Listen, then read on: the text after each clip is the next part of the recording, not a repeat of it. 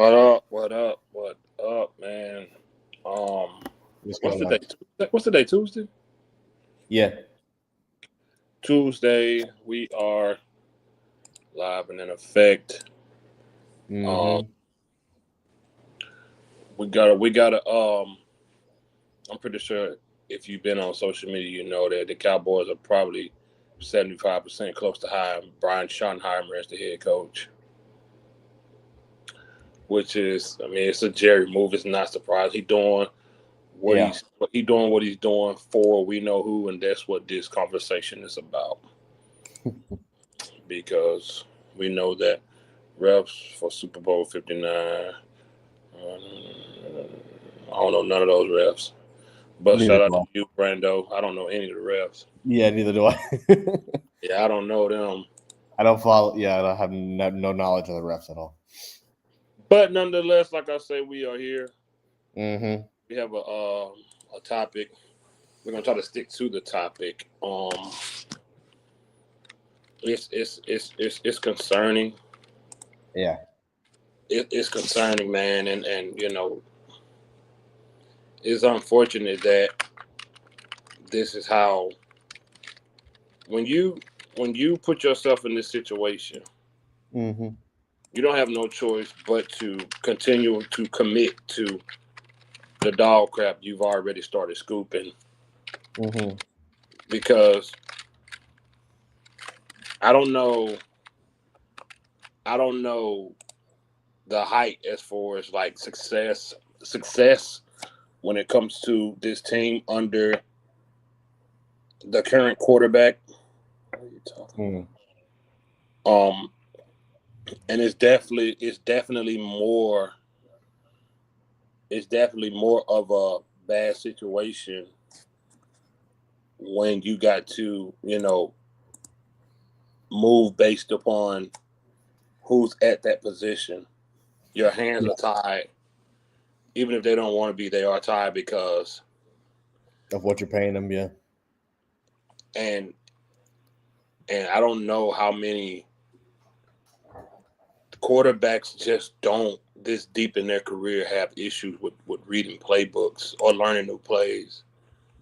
That's just That like, shouldn't be an issue we're having now. and the fact that's how you got to pick your coach is disgusting. Mm-hmm. I don't know how any fans are online still defending this. It's a difference in And screw there the are people Chiefs. who are defending it. I don't know how y'all guys, as Dallas Cowboys fan, not fans of the quarterback, because I can care less. Exactly. I'm with you. As Dallas Cowboy fans, Mm-hmm. can still get on your channels and promote the rhetoric y'all promote. You guys find every chance you get, you guys like to bring up other quarterbacks. Mm-hmm. You know, um, and it's funny every quarterback you're talking about, skill wise, just knowing the game is light years ahead of our quarterback. When I saw the title, I was like, "What the?" Tapped in to see what's going on. Salute to everybody for coming through. But it comes a time where, as a fan, man, like I don't even know how y'all guys represent this team. Y'all guys are pathetic, man. They're in such a bubble that it's crazy. Like the y'all guys in your own bubble of thinking that y'all can talk success on this dude going in his 10th year. And then they How do act like they keep like it real in a there's nothing real about y'all getting on y'all channel lying for super chats that's it. Yeah. or super chats and for views. There's nothing real about y'all getting on y'all channel lying for that crap. Yeah. And then people with opinions that don't align with y'all get them blocked, or y'all act like they're the crazy ones because they want to win, and they realize we can't win with the guy, that's under the center. Yeah. No, it's annoying, man. Like I don't like I see. I've only heard you. I've heard Corner 80 talk about these guys. We know who they are and all that other shit. But to be honest, like my introduction to Cowboys YouTube was through you guys, so I never even really saw them, nor did I bother to watch them. And so dating back to even before I joined the shows, I never bothered to watch them. I just didn't. And so then all you guys were like, "Oh, these guys are the ones who the 95%ers and all this shit." So just casually yesterday, I was like, you know what, fuck it, let me just amuse myself to a laugh, and I decided to watch Law Nation. Fucking hell, dude. I could not. I messaged you immediately after. I couldn't get through 2 minutes of the fucking guy because it was like his video was like he made like a live like how we do here, but it was like the title on the Dak Attack channel, whatever the fuck that was. It was Law Nation Keeps It Real, and I was curious. I was like, hey, you know what, fuck this. Let me just, for my own shits and giggles sake, let me just watch this. And good, oh God Almighty, like he basically brought. I don't know if any of you guys in the comments have seen this live, but from what I understood of it, he was basically like, oh, Jaden Daniels has a running back who's averaging 5 a clip. Jalen Hurts has Saquon Barkley. When Dak has this, a running back, he's undefeated. And these guys were going back and forth as if they were spitting knowledge. And I'm like, oh my. And he said, oh, I'm not going to make this about Dak. Proceeds to have a 50-minute live about Dak only. I don't. And so I was like, okay, this is really like, and these are the people who have like all of these subscribers and all this shit. And so I don't know, man. When I saw that, I was like, no one. I don't know what I don't know what their agendas are as fans. I mean, I don't know how you can call yourself a fan when you only cling to one player. Like I just don't understand that. Oh no, man! Their videos was cringy as fuck. Like I was watching it and the way they were talking, I'm like, man, this is just. They literally even blocked me too. I don't know if you've been blocked by them, but like I posted a comment flaming their ass, and and today it's no longer there. So I was like, okay. I was like, you know what, fuck it. It is what it is. If that's the world it's gonna be, that's the world it's gonna be. I would rather rock with our guys because that's, our shows are the only ones who actually keep it a buck about this team. So it is what it is, right? What are we gonna do? That's unfortunately this fan base, and is why we stink. So. It's infuriating, I guess, but I don't know, man. I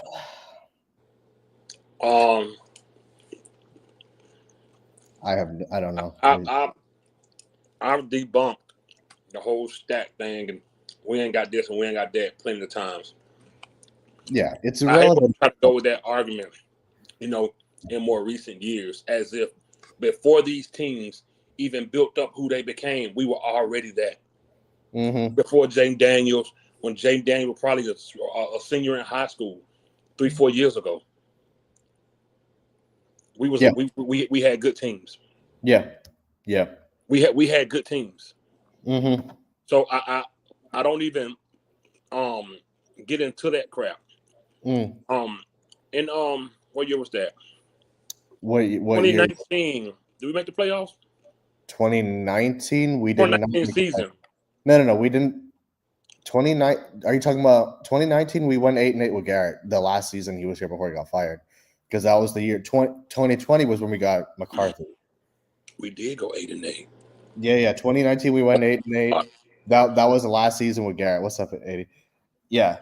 2018 we made the playoffs because that was the season we got Amari Cooper first halfway through the season. And that was the season where it was like the wide receiver by committee shit up until halfway through. But 2019 we didn't make the playoffs because we went 3-0. Then we went, I think we won 5 games the rest of the season, I think, after that. So yeah, so so we didn't make the playoffs 2019. Dang, we went 8-8 that year. We went 8-8. That's what propelled. So because we went 3-0 to start the season, beating on the Dolphins, at the time the Redskins, the Giants, and then we won 5 games the rest of the season, and we went 8-8. That was a rough season, man. That was a bad season. Oh my God. Yeah, that was a bad season. I didn't even realize we stunk that bad that year. Oh yeah. No, we stunk pretty bad that year. It was a very inconsistent football team at that time. And then 2020 we got McCarthy, and then that was even worse. Let's see. Dak threw 30 touchdowns, 11 INTs. That was the season that everyone started to flip their perception on Dak, because if you remember, up until that point, he would never really throw for 300 yards a game. Even the season that we got Amari Cooper in, I think he had 2 games, I think, where he eclipsed 280 yards, something like that. He had 4,900 yards that year. Yeah, so that season, because he was like, a lot of that was the whole garbage time thing where like we would be losing to the Bears and shit, and then like it'd be like 7-31, and then men would rack up a fucking million yards in the fourth quarter. So that was the season that all of that shit started, and then it snowballed after that. So so because before that, I mean, Dak never, like, it would be a miracle if he threw for 280 yards, and then after that, from that season, that was him and Coop's first full season together. So and see, that's what I'm saying. These guys get on their channels, man, and it's just sickening. It's annoying. Like I'm telling you, man, I couldn't get through 2 minutes because I'm like, these guys are just. I said I wasn't gonna do this, dude. I'm gonna do this crap this year, but they got such a cult following. That's the problem. Following a bull crap. It's like this guy back in the day had that cult named Jim Jones. Like, people drank this Kool-Aid and they all died together because they believed in him so much. Yeah. Back in the day, it's like it's disgusting. It's annoying, man. These guys get on their channel and they trick the fan with stats, but they only mention the stats that cater to their argument. Prove. Yeah, their argument. They only mention that. They just throw out numbers. So to get on your channel, say Jay Daniels had this and had that. What about when we had this and we had that? Yeah. See that they were the year we went 8-8. Zeke had 1,300 yards. Yeah, and that too, like, Cooper had 1,000.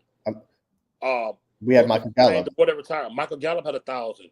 Randall Cobb had over 800.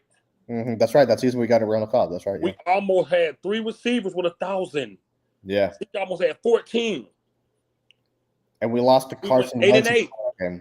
And we lost to Carson Wentz to try and make it to the playoffs. Carson Wentz. Carson Wentz wasn't even in the league these past 2 years, and he got picked up as a backup for the Chiefs now. You know what I'm saying? So like I fucking hell, dude. I don't know, man. And like they was going back to 2016 and shit, and I'm like, guys, I was like 16 at the time, and I was living with my parents still when I didn't play good in that playoff game.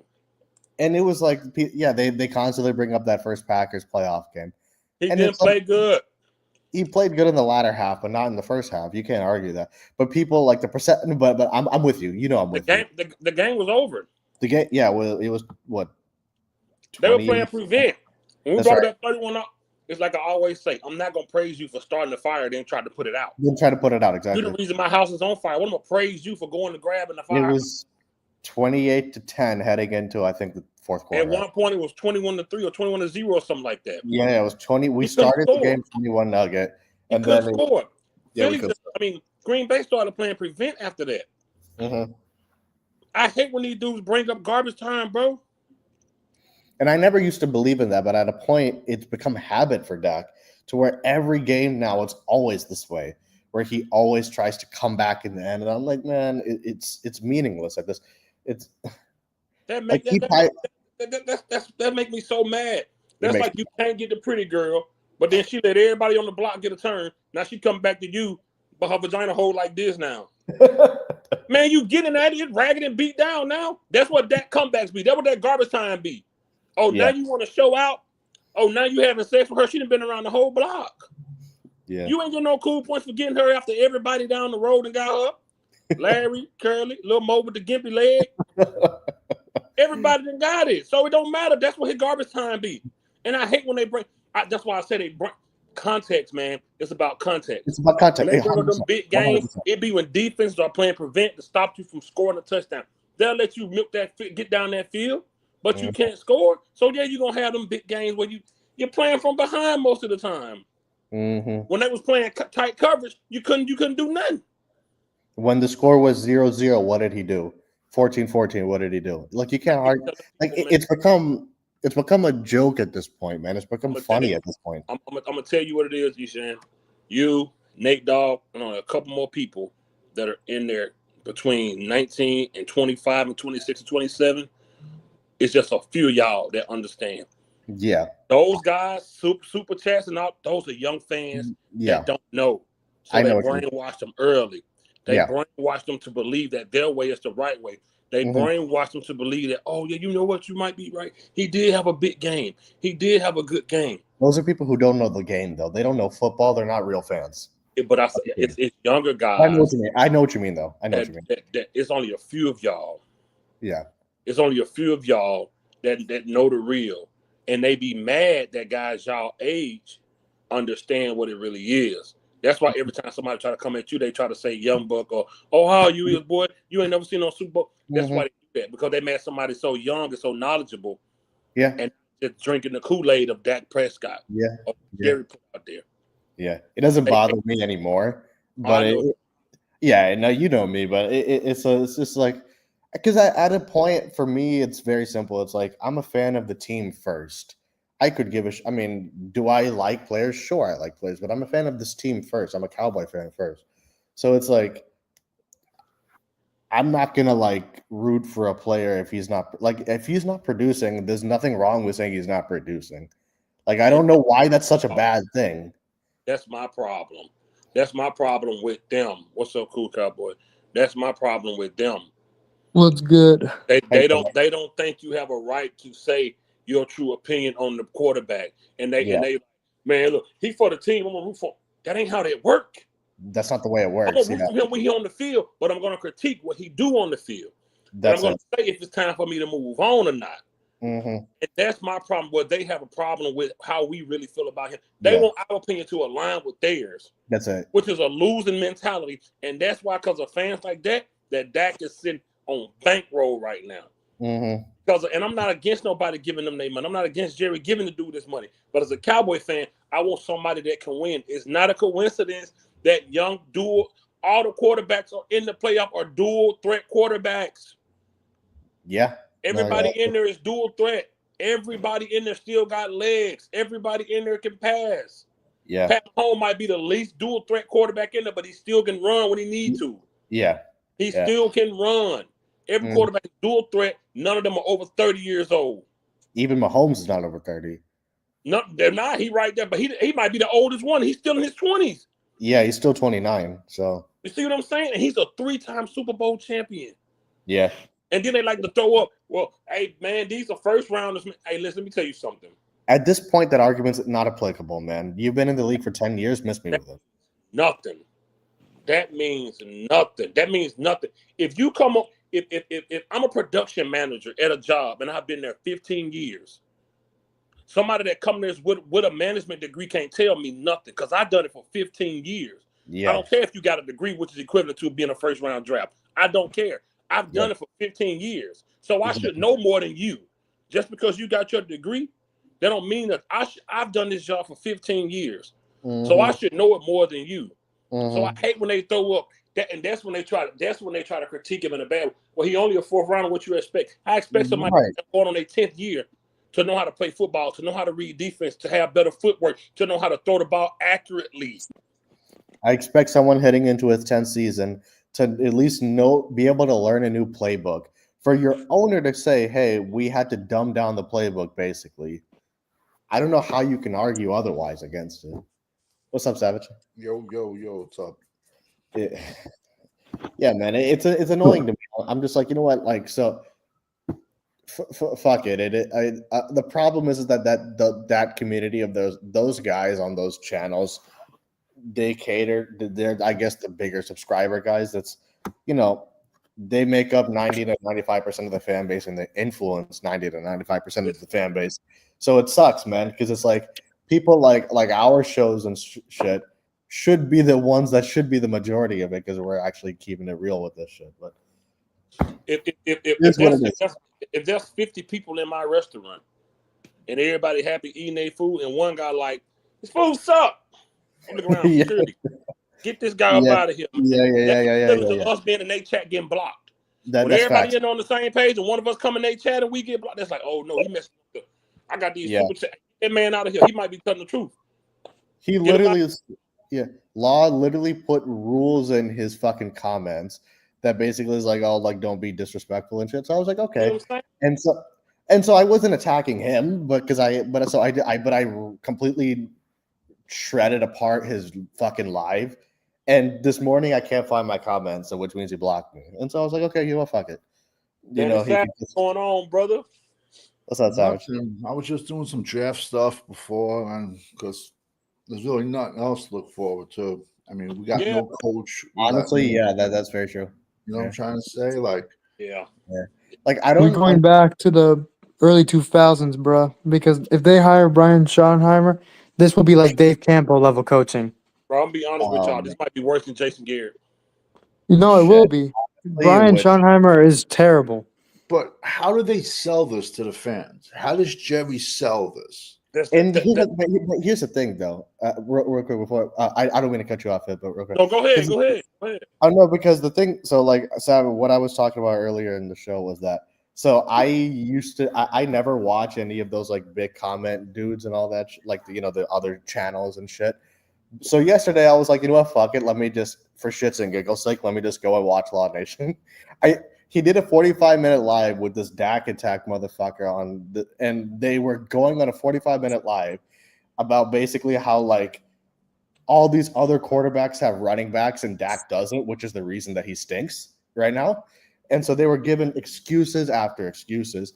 And the problem is, if you look at the comments, maybe two of them in a whole comment section basically were like, oh, guys, what are you talking about? Sort of a thing. Everybody else was like, oh, yeah, man, Dak this, Dak that, go Cowboys, all this other kind of, gang making shit and all this sort of a thing. And so how do you sell it? Jerry, I don't even think has to sell it. The 90 to 95% of our fan base is so locked it, like they're so brainwashed at this point. Honestly, it's like they'll buy anything and be optimistic no matter fucking what. From what I saw yesterday, I mean, two things. It's like what Fifth was saying a little bit earlier, that there's such a disconnect between the old heads that have seen good Dallas football and these young kids that have never seen anybody, and they're go Dallas, but go Dallas. But nowhere, like, speaking of like a guy like his channel and a couple other guys, it's ironic, man. I find it funny. Like, how do you have 100,000 subs, but you don't get more than 1,000 views? Bottom. He how bought, many of those subs? How many of those subs are actually fake? 80%. I'm sure a bunch of them are fake. He bought the shit out of it because I noticed that. Got more than 1,000, but you got 100,000 subs. I noticed that too. Said, but I just don't know how to classify them. Are they content creators? Are they reporters? Suck jobs? But therein lies the problem right there. Video. Corner said these guys don't know what they're talking about. They just want your money. They don't care about know what they're talking about. They got their cash app up. You know what I'm saying? They put on a charade to get donations, bro. 100%. That's why they do it. It's for money. They ask for money. Hey, man, I got too many folk watching. Y'all want y'all message read, put in the super chat so I can single it out. Yes, really? I can put it back into the channel. What the fuck is it? Put back into the channel? No, I hear what you're saying. Man, I spent a lot of money for this setup, man. Man, so nobody asked you to do that. Exactly. It's like if they truly cared about the Cowboys, if they truly, I mean, like their whole show, man, yesterday was literally like, oh, they have this, Dak doesn't have this. That was literally their whole show, and I was just like, oh my god, I swear, we don't do that. Dak had a prime Ezekiel Elliott in his prime, and he couldn't win. So that argument goes out the window. It goes out the window. And dude, they're going back to 2016 and shit. I'm like, man, I was living with my parents in 2016. I wish he did not play good in that game. When he was throwing all those long passes, Green Bay was playing prevent. They was already winning the game. Exactly. They was already winning. If he played good, it wouldn't have been 21-10 or 21-3. And everybody, And then they like to say, y'all talk about it's about what you do in the fourth quarter. It's about what you do to not be in those situations in the fourth quarter. Don't try to say, oh, y'all praise Tom Brady for coming back. I don't praise Tom Brady for nothing. I don't watch Tom Brady. Not only that, he won the game. I hate those arguments, man. I'm telling you, man. Man, these guys are poisonous to Cowboy Nation, bro. It's irritating, brother. Like listen, those 90% of shows that just talk about Dak, no matter what, it's infuriating, man. I'd like to see what they're going to talk about, because at some point, Dak is not going to be on the Cowboys. Yo, listen, at some point, I just want to know what they're going to go to next. Micah Parsons, 80s and the 90s. My brother and them and all my family. Dude, they don't want to watch it no more. Like my brother and them, they about done watching it. They said they fed up. My friend, they saw the best years. They said they tired. And I don't blame them one bit, man. To be honest, it's like I haven't even seen a Super Bowl, and I'm fucking sick of it. Yeah. It's like it's annoying for me. It's like I haven't seen a Dallas Cowboys Super Bowl. I'm a diehard Cowboys fan. It's annoying. My brother been on my channel one time. I can't get him to come back because when he came on here that night, they was trying to, because my brother old school, he biased towards the old school, and they thought he was trying to come at our old line, but he's just an old school guy. Mm-hmm. So when he was critiquing Dak and the old line, they thought he was trying to say. I mean, he was saying that the 90 old line was better because they were, but they were better. They were. Fans and the younger people just can't process it. And they so being disrespectful and shit. You know, it just be like I say. You, Ishan, that you be such a target because you're younger, and they hate that you're on this side. Yeah, they think you should be over there with the young crew sending super chats and praising Dak. Like, yeah, they want you in their chat. Yeah, those are younger kids that don't got like real careers like we do. Yeah, so they can sit there all day and send donations in, and they don't got real mortgages and rent like we do. You think somebody who paid the type of rent you pay can afford to send a super chat, man? Bro, exactly. No, 100%. Pay in LA. Come on, man. Bro, that guy Law, he must have a bad back because he sits in that chair for like 17 hours a day, man. You know? That's all they do. This their life. That's why they preach what they preach. And to be honest, man, because like Savage, I'm telling you, man, I swear to you, I could not get through 2 minutes of their fucking life. Like I literally just went just for shits and giggles sake. Yeah. I was like, you know what, fuck it, I'll have a laugh and I'll be able to like roast them. It was grating on my nerves at a point. I was like, what the fuck are these dudes talking about? I was like, I couldn't get through it. It was to the point where I had to. You can't argue. It's a losing argument. Yeah, and I usually don't roast people in comments, but I got so annoyed. I was like, you know, fuck this. I'm just gonna slam them in the comments. And this morning, my comments not there, so I was like, fuck it. The Romo era, the Aikman era, whichever quarterback, Bledsoe, it don't matter who it was. We critique wins and losses. For years, we were like, it's time for Romo to go. It's time for Romo to go. When Romo threw an interception, we was like, God, not again. We didn't say, he threw that pick because the wind was blowing this way, or he threw that pick because we didn't do none of that. We didn't break down no INTs. We didn't break them down. He threw the pick. We got mad. It went on the stat sheet, and that was it. We didn't get in front of the camera and say, man, he only threw that pick because the wide receiver wasn't in his spot, or the wind was blowing, or somebody. We didn't do that. But that's the new thing now. When our quarterback they threw picks, we critiqued it. We got mad, especially Romo. It went on the stat sheet, and we moved on. Now they break down the INTs for this dude. They babysit and pacify this dude, and that's why Jerry gave him his money, because fans like that promote this. That want to work for the star. It's still okay with him. Do you know how pathetic you are when your whole channel is about one player? That's pretty sad. That's pretty fucking pathetic. The whole channel. The whole I agree. He had his name as Dak Attack. Like, who names their channel like that? So what's going to happen when Dak retires? They're going to change it to Micah, like Cool Cowboys. Parsons Attack. It's going to be Parsons. You know the way it is, because Micah's become like, you know. Listen though, I like Parsons, bro, but he gets overrated, bro. Like he's not LT. He is not LT. No, he is mad overrated, man. I agree. Like, I feel like ever since people started calling them, he has like not been living up to the same standard. Oh no, that's the moment he flipped. Like almost like the it got to him too much now, and he just thinks he's this untouchable superstar. Mm-hmm. No, that's very true. The moment people compared him to LT, he flipped at the drop of a dime. Because the season before that, he said he wouldn't do podcasts. The next season, the dude's on a podcast. So yeah, now he just drinks the Kool-Aid like left and right. So, and those are the same guys. Fine, they got a box. They got a box of Dak excuses. They got a box when you kill one of their arguments, they read that box again. It's the same set of arguments. When that box is almost empty, you know what they do? Hey, I don't count another man's pocket. I don't but it's okay for us to spend money. Yeah, well, you're right. But we can spend our money though. Yeah, exactly. October 2018, I went to that Jacksonville game. Mm. Man, listen, nachos was like $8. Yeah, a bottle of water is $4. It's like, what are we at the airport? I'm in there with my dad's jersey on. Oh yeah. I forgot who my girlfriend at the time had my kid's mom. She had on Jacob Smith. My son, he might have been a Z. We all had on authentic jerseys. Nice. Seriously. We probably spent over $2,000 on that one trip. Yeah, you two. Oh, Jesus Christ. We spent over $2,000. You got to think about it. It's 3 of us. We flew. Yeah, right. We flew. We stayed in the Arlington area. Expensive. Jesus Christ, that's pricey. And we spent so much money. Yeah. But I don't count a man's pocket though. Right. Jeez, man. They count out.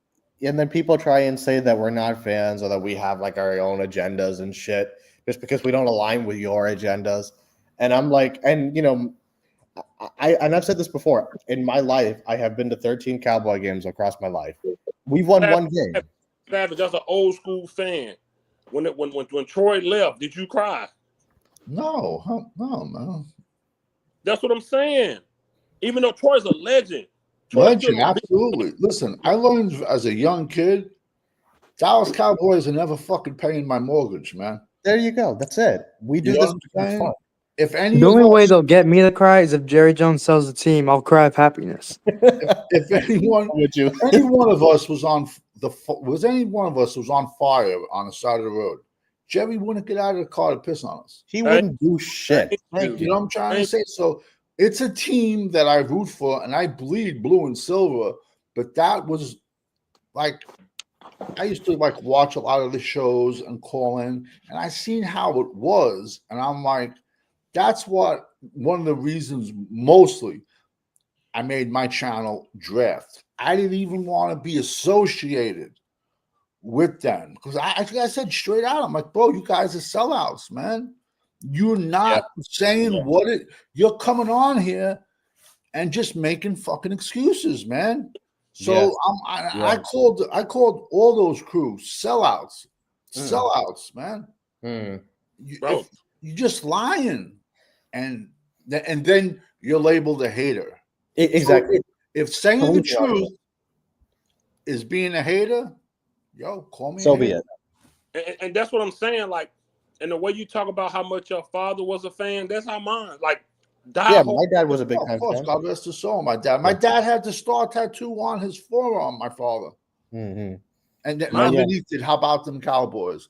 So don't fucking say I'm not a fan, man. Exactly. I bought my son's Dak jerseys when they were little. Like, who would we all want to see the guy do good? We all want to go back to the Super Bowl. And that's what baffles me. It's like when he's the quarterback of the team we root for, we have no reason to hate him. But people act like we want to hate him. And I'm just like, okay. How in the world, from the old school guys, the original YouTube was like Shango. Yeah. Old school. 80 is an old school guy, and a couple more guys that they don't hear no more. Those guys got up there and critiqued anybody. Back in the day, Shango, he has his things about Dak, but he still tell the truth when he need to. Yeah. He got up there and killed Dez for that Seattle game. Yeah, I remember that. He keeps it real, bro. These guys get on here. They don't talk Cowboy football. They get up here to defend Dak when we lose and praise him when we win. They don't talk Dallas Cowboy football. That's it. They don't get on their channel and say the team did this. They get up there for their donations and talk about what Dak did do or what he didn't do because he didn't have enough help. That's what they come to base around, and they put it in the title. No no joke, like 2 years ago, maybe a little bit more. It was on Cowboys blog, right? And Joe did a video or whatever, and I just put in the comments. I go, you must have a real job because you're like fucking one of the only guys that says the truth, Mhm. and everyone else is just straight up lying to you. I would respect you more if you told me to go fuck myself than just lie to me about Exactly. something. I was 100% agreed. You know, and I'm like, bro, you dudes are just straight sellouts, man. Yeah. He can run over a bus with nuns and 13 kids in it, and the fans would still root for Dak. They would make excuses for it. They'd say the sun was in his eyes. Yeah. The sun was in his eyes. Maybe his tire blew out. Some shit like that. It's They act like when we criticize them that we're criticizing their family, bro. Like it's ridiculous. They defend them more than his family, and not to mention, like when we criticize a player, that doesn't mean we hate them. We want them all to win Super Bowls. But the problem is that they're not playing up to the standard. So they're not gonna be just like we're not just gonna like say that they're amazing players. Like no, we're gonna criticize them when they play bad. Hey, I can critique Aikman. I critiqued him when he was doing great. Perfect example with Troy Aikman. When he was on, he was on. But if you popped him a couple times very early in the game, he was done. He was done. If you knocked Aikman on his ass a couple times in the first quarter, that's it. He was done. And I said that 30 years ago, man. You know, so I could critique anyone. But then what? You're a hater? It's always the double standard, right? They want their Super Bowls. You know what I'm trying to say? They're okay critiquing Trayvon. They're okay critiquing like the fucking third stringer. But when it comes to Dak, it's like, oh no, you can't talk about him. Oh, you know, we didn't pay him. What do you want us to do? They'll critique any first. Listen, bro. When Romo went down, I was like, oh man, we done. When Dak came and started playing good, I was like, on to the next. Playing good, we lit. We got us a good quarterback. We didn't want 8 in a row. We good. Yeah. Romo held on to the ball too long. I could critique him. Yeah. Romo thought he was Brett Favre 2.0. Holding on to that ball and running around and trying to extend the play. Brett Favre, I think, was his favorite quarterback from what he said. And so, it's a point. Yeah. I really even wasn't a Romo fan. Neither was I. Playoff games, you go to Mexico. Come on, bro. But I blame the ownership for allowing that. It's a week before the playoff game, and you allow him and Winton go to Cabo. Come on. Yeah. Name. And I bitched and moaned then. I was like, that's crazy. How do you allow that? Yeah. But Dak. And we lost. Yeah. And we lost. Yeah, exactly. We lost to the Giants. Yeah. Yeah. You know, we critique Jerry, but, you know, Micah and Dak are just. They're off limits to fans. I don't know why. Like, I mean, Micah, and Dak, these dudes are protected as fuck. It's just like, man, you can critique every player but those two guys, and I'm like, fuck that. I'm gonna call it like I see it. Right, Travis. And you admitted you okay with Dak, but see, you still come on here and keep it real. You know what I'm saying? See, that's my problem. Exactly. That's the problem with him, man. And at this point, Jerry paid Dak just so the quarterback, he had to do the quarterback search and all that crap. Dude might be done with him. Because when we think about it, he done gave Dak more help than, bro. We had how much more help you can give him. 1,000, almost 2 run. Every time they said he ain't got this, he ain't got that, he went and did it. See, we've had backup. Like, we talk about the backup. We went and got the guy from Philly. What's his name? The lineman.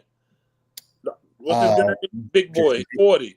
Peters. It was a Jason Peters. Jason Peters. Then we have Cam Fleming at 1.2. Yeah, I think so. Yes, he was a rotational. We had another rotational guy for back. Listen, Amari Cooper, Tavon Austin, T.Y. Hilton, Randall Cobb. We was going to get CD first. Brandon Cooks. First round for Coop. Yeah. We go get. Dalton Schultz. I'm gonna see somebody made a compilation of all the times Dak overthrew last year, wide open. Brandon Cooks. Yeah. Overthrew him wide open. This is the first time with the quarterback he didn't have 1,000 yards. You think that's a coincidence?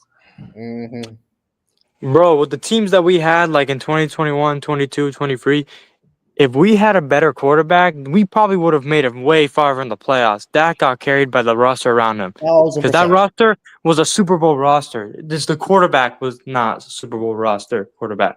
1,000%.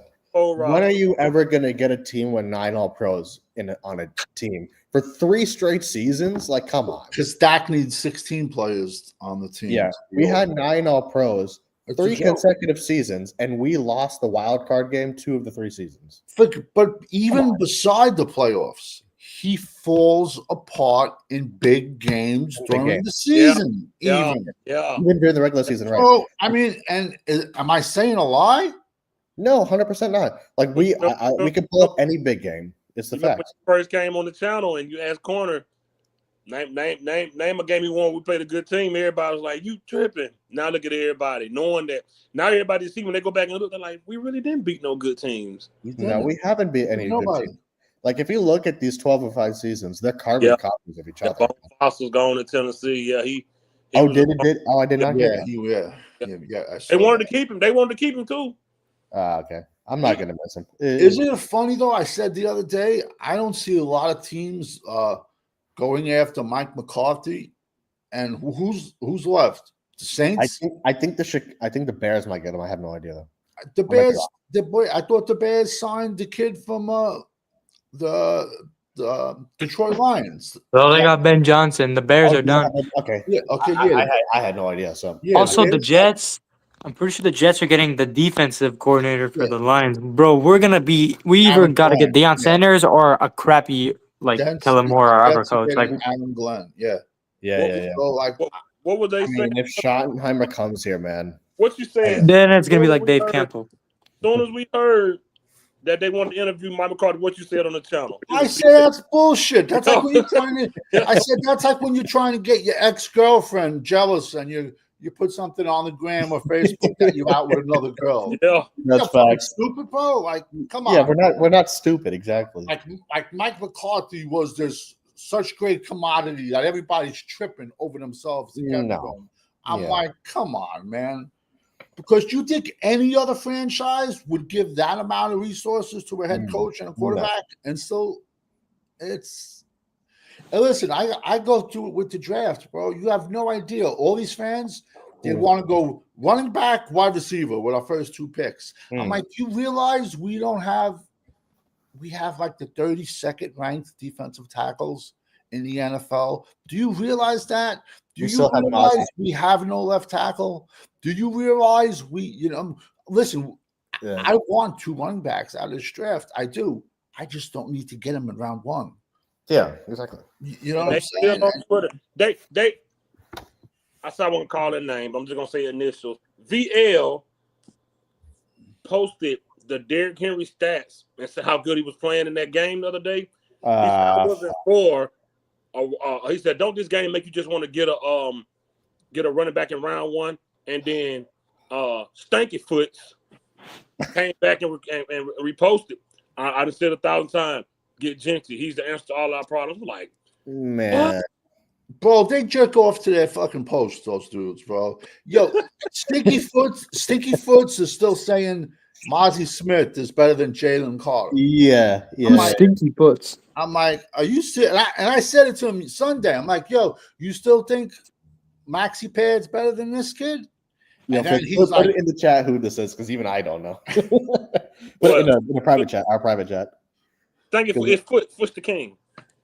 Oh yeah, I watched that guy one time, bro. He kind of weird. Okay. He did like a collab with Cowboys block one time. Yeah. But every week he's saying, Genty, that's the answer to our problem. And when it don't work because his O-line is pitiful, they're gonna move on to somebody else. Hey, I would get Genty round 2 though. Dak ain't have no help, man. Genty, man, he ain't. This O-line is trash, bro. It's O-line. Corner told me today. I haven't seen it, but I talked to Corner this morning. Mm-hmm. He said Zach Martin was on the radio show today. Chicago Bears fan said, man, should come to Chicago, man. Zach Martin's response was, hey, well, I'm a free agent. Shit, really? Wow. The same man that wanted to sit home and get more money when he was already in the contract. It's on the radio saying stuff like that. Yeah. That's what, and I got burnt, ridiculed For saying he needs to go. not to extend him. He's a legend. He's your legend. He ain't mine. Right. He ain't mine. You name me offensive lineman from the 90s that got tossed around like Zach Martin did. Exactly. He was under contract, and anyone with half a brain cell would see how many young kids we have on this team that we got to pay. Mm-hmm. You have a contract. You're a declining player. Stick to it. Oh, how do you say that about Zach? How do you say? And those, I call them the fun bunch. It's like, it's their way or the highway. Yeah. And then they're like, if you disagree with them, they're like, oh, this is my show. Who are you to disagree with me? I thought we were having a conversation, man. Mm-hmm. Yeah, that's my thing. It's like, okay, because he literally says in his thing, oh, I welcome debate. Okay. No, I debate you. I debate you, and then you block my comments. So fuck you. Kiss my ass for all I care. Well, I got all the videos. Call up Vach in September, ask him about the draft. He'll be like, "Oh yeah, I haven't even started." But then come February and March, he's the draft guru. You're right.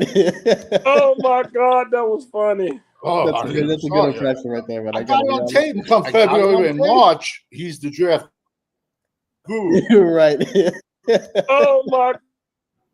I got it on tape. That's a good impression right there. I got it on tape. Come February and March, them up and saying Mozzie Smith was a mistake.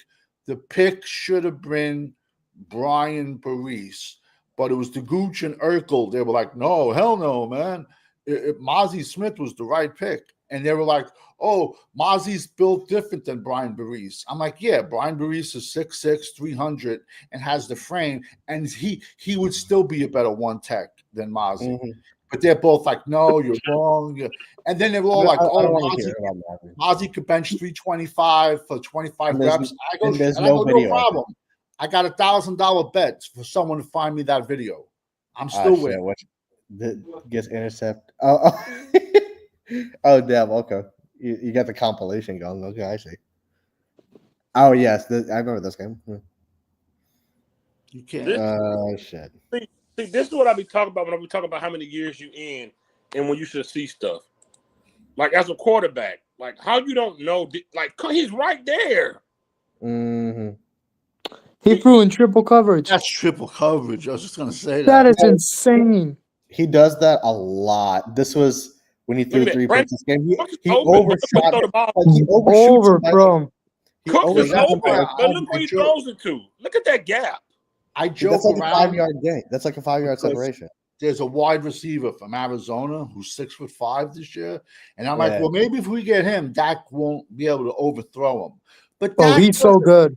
Dak doesn't overthrow people by 12 inches. It's 10 feet. It's 10 feet, yeah. It's legit. And that's not being a dick. That's not playing. That's true. That's like taking a ladder out and measuring it. He overthrows people by 10 feet.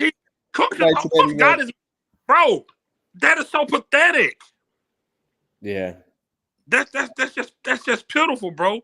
You don't do that right there. That's just bad. Oh, be careful because they might flag this because it's NFL shit. Yeah, so. It's commentary ain't got no sound. If somebody hating this time. Yeah, no. I'm with you. I'm just bringing it up there. Dak needs Will Chamberlain on the team to throw the ball to. He needs Jesus too, man. I'm looking for that one Rams pick. Like it was like 6 people there. The Rams. I don't want to say it like to pick on them because me, you, anyone else, everybody goes through their stuff and they have problems. In my opinion, Dak's issues are mental. He falls apart mentally in the beginning. Yeah, no, it's that's not like ragging on him. It just happens. He gets nervous. It's facts, though. I mean, it's not. It's the truth. That's just what it is. It's the truth. He falls apart. I mean, we can look at in 9 seasons, he's shown up in 2 big games. If we're just keeping it real, the Seahawks and the Bucs game. What other big game has he really produced in consistently? He hasn't. You can't even say the Bucs game is a big game, though. Yeah. 8 and 19. Yeah. Oh, they say, oh, he retired Tom Brady. Tom Brady. Yeah, And, yeah. and Said that. Junkie came over here and said he retired Brady. no, he didn't. Brady was already like retired before like halfway through that season. He came back. Exactly. He retired, then he came back. It's like, come on, like let's not even. He had 1 foot out the door. He had 1 foot out the door. An old man who had already won what 6 or 7? 7. He won 7 championships. You ain't up into an NFC championship game, but you retired. Please, man. No, that's what they say, man. That's probably will be his biggest accomplishment, though. Unfortunately. Yeah. No, honestly. No. Hey, retire me after 7 Super Bowls. Right. Honestly. Retire me. Retire me after 7 Oscars. Fuck. I'm tired. I'm ready to go home. I'm still in shape because I didn't abuse my body with weights and steroids. Mm-hmm. But the best part about it is I can get someone being that attracted or going to fight for a player if he got you 6, 7. If he did something, that's the thing. This guy had done jack shit for us. It's just the people look at the stats, man. I don't know what it is, but I've never seen people, and I agree with you, why. I don't know. I've never seen a quarterback ever get this kind of treatment that Dak has on any team. Even this, like I never even heard Romo get this kind of. He didn't. Oh, like, no, they fried Romo. Romo because Romo had his fans, but it wasn't like this. His fans, man, listen, man. When but he messed up, it was not like with Dak. He messed up. People would call him out. Yeah, no, 100%. Like he had his fans, but like it was Dak's thing is just like, bro, man, like how I roast corner sometimes, like some stuff he says. So back in the springtime, the Foots was saying how he loved this guy Harold Perkins from LSU at linebacker, who's 6 foot 210, and I'm like that's a safety, and I'm like my number 1 linebacker is Abdul Carter, and he's like, oh no way, and now he starts posting all Abdul Carter, and my response was, yo, what happened? You were saying Perkins, and he blew his knee out too on top of it, the kid. Mm-hmm. I'm like, but you were saying Perkins was your linebacker number 1 in May. I said my linebacker was number 1 in May was Abdul Carter, and I still say my linebacker number 1 is Abdul Carter. Yo, like people forget what they put out on here. Once it's on here, you know what? I'm telling you, we should put a complete just a whole video up of them just putting their foot in their mouth, man, because they do. And honestly, like, you know, you just can't, if you disagree with them, they take it personal. They take it personal. And that's what I'm just like, okay. It's not about Dallas Cowboy football. It's not. It's about that one player. A group of younger people that like one guy, and they know saying the right things will get them donations. That interception wasn't Dak fault. That was CD fault. Thank you, Law. Let me send you $20. That's what it's about. That's why they say the stuff they say. Yeah. That's why Marky Mark might be only because of my age. That's why Marky Mark be on YouTube while he doing home improvement and construction, saying what people want to say, saying what they want to hear. Let them know. Oh, yeah, and I'm praising Dak right now. I'm really gonna praise him at 5 o'clock when I go live. So he warm them up to it. Mm-hmm. Dallas Cowboy football, bro. Yeah, I'm sorry, but if I go to the stadium and sit down and I see a guy holding a fucking doll sitting next to me, I'm gonna be looking at him like, what the fuck are you doing? Exactly. Give me what you're on. Like, what the fuck? Are you okay? You got a fucking doll. It's so weird, man. Like he has. You know what do be crazy though? Is that also these channels, bro? They like post like, what do they call like film breakdowns on like these random ass players, like Jalen Brooks film breakdown. He is the next like steal or whatever. They say every player is a steal. Thank you. Every player is a steal, and every player is the next Randy Moss. They'll get overhyped like crazy, bro. I said Jabril Cox sucked in college. I got roasted for it. Jabril the steal. I said Damone Clark, and I'm not going to blame it on Damone Clark because someone calls me up and say, yo, you're a Cowboy, you're getting drafted. But you would think they would have learned from LVE you draft another linebacker with a bad neck, like come on, bro. Yet, he's the key to our problems. And I'm like, you realize linebacker is a position that every play is a car crash. You do believe that? Don't you realize that? And you think that's a great idea that we drafted a linebacker that needed to have his neck operated on. And also, like, these guys are like late round guys. They're not expected to do anything but be special team players and backups. I don't know why like these guys act like they're supposed to contribute like a first round pick would.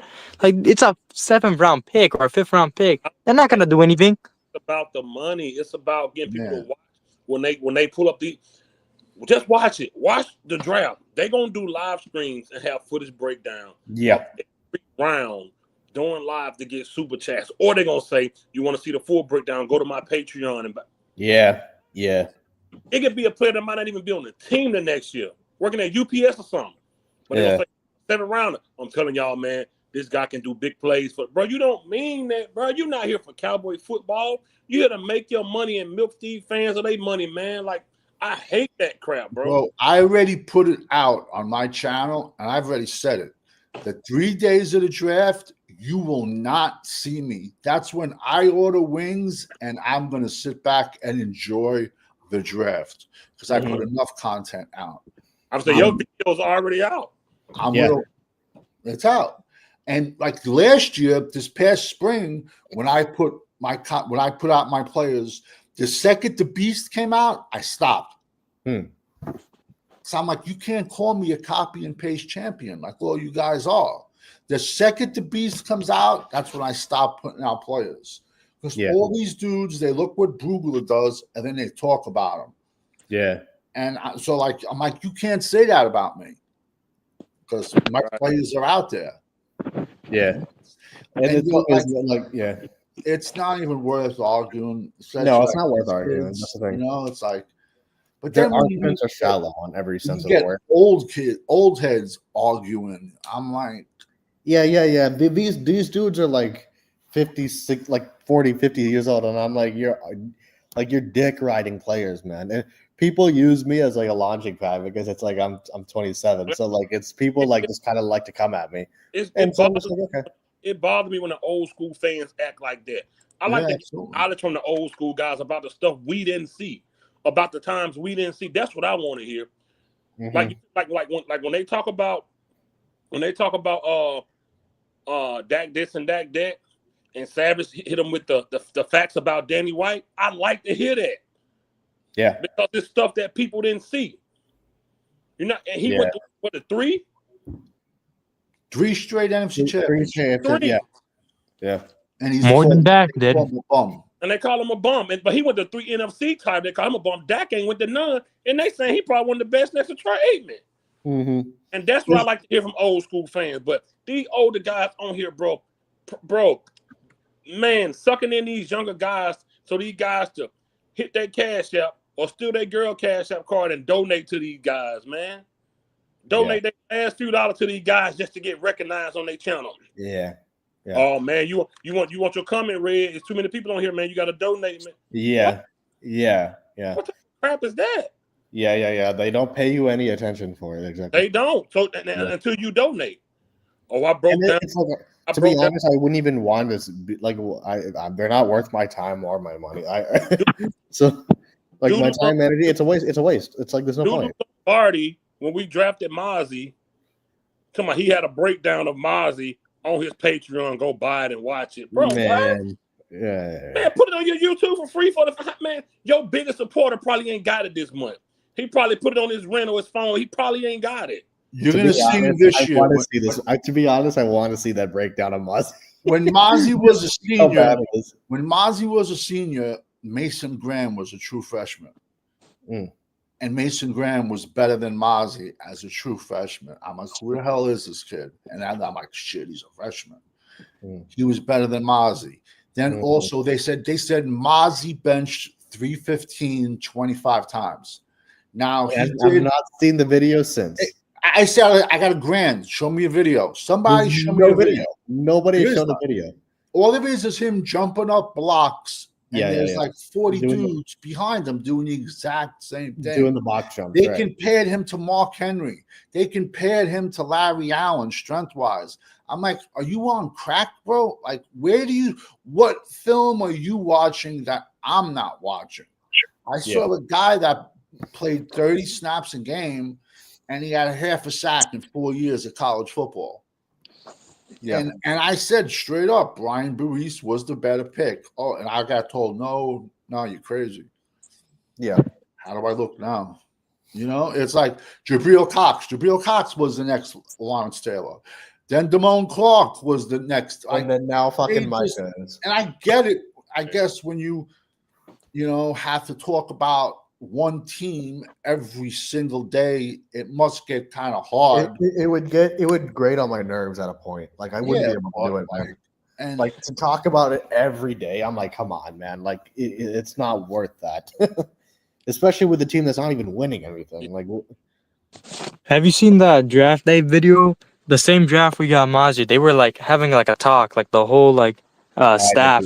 I didn't see they were like either discussing Mazi Smith or the Syracuse offensive lineman. I don't remember his name. I think it was like Bergeron or something. Anyway, I wish we took him instead of Mazi because Mazi, his biggest highlight is getting thrown into a ref. At least the old lineman, I don't know how well he's doing now, but he probably would have been at least good depth and would have done better than Mazi. And he's turned out to be the only play, and I'm not even kidding, this is the truth. The only play I've seen from Mazi is him punch his own teammate right in front of the ref. That is the only play I've seen from this dude in 2 seasons. And I'm like, okay. So, no, but they made him out to be like the next Warren Sapp. Yeah. Everyone would made him out to be like this. So first of all, I thought you drafted one tech to stuff the run.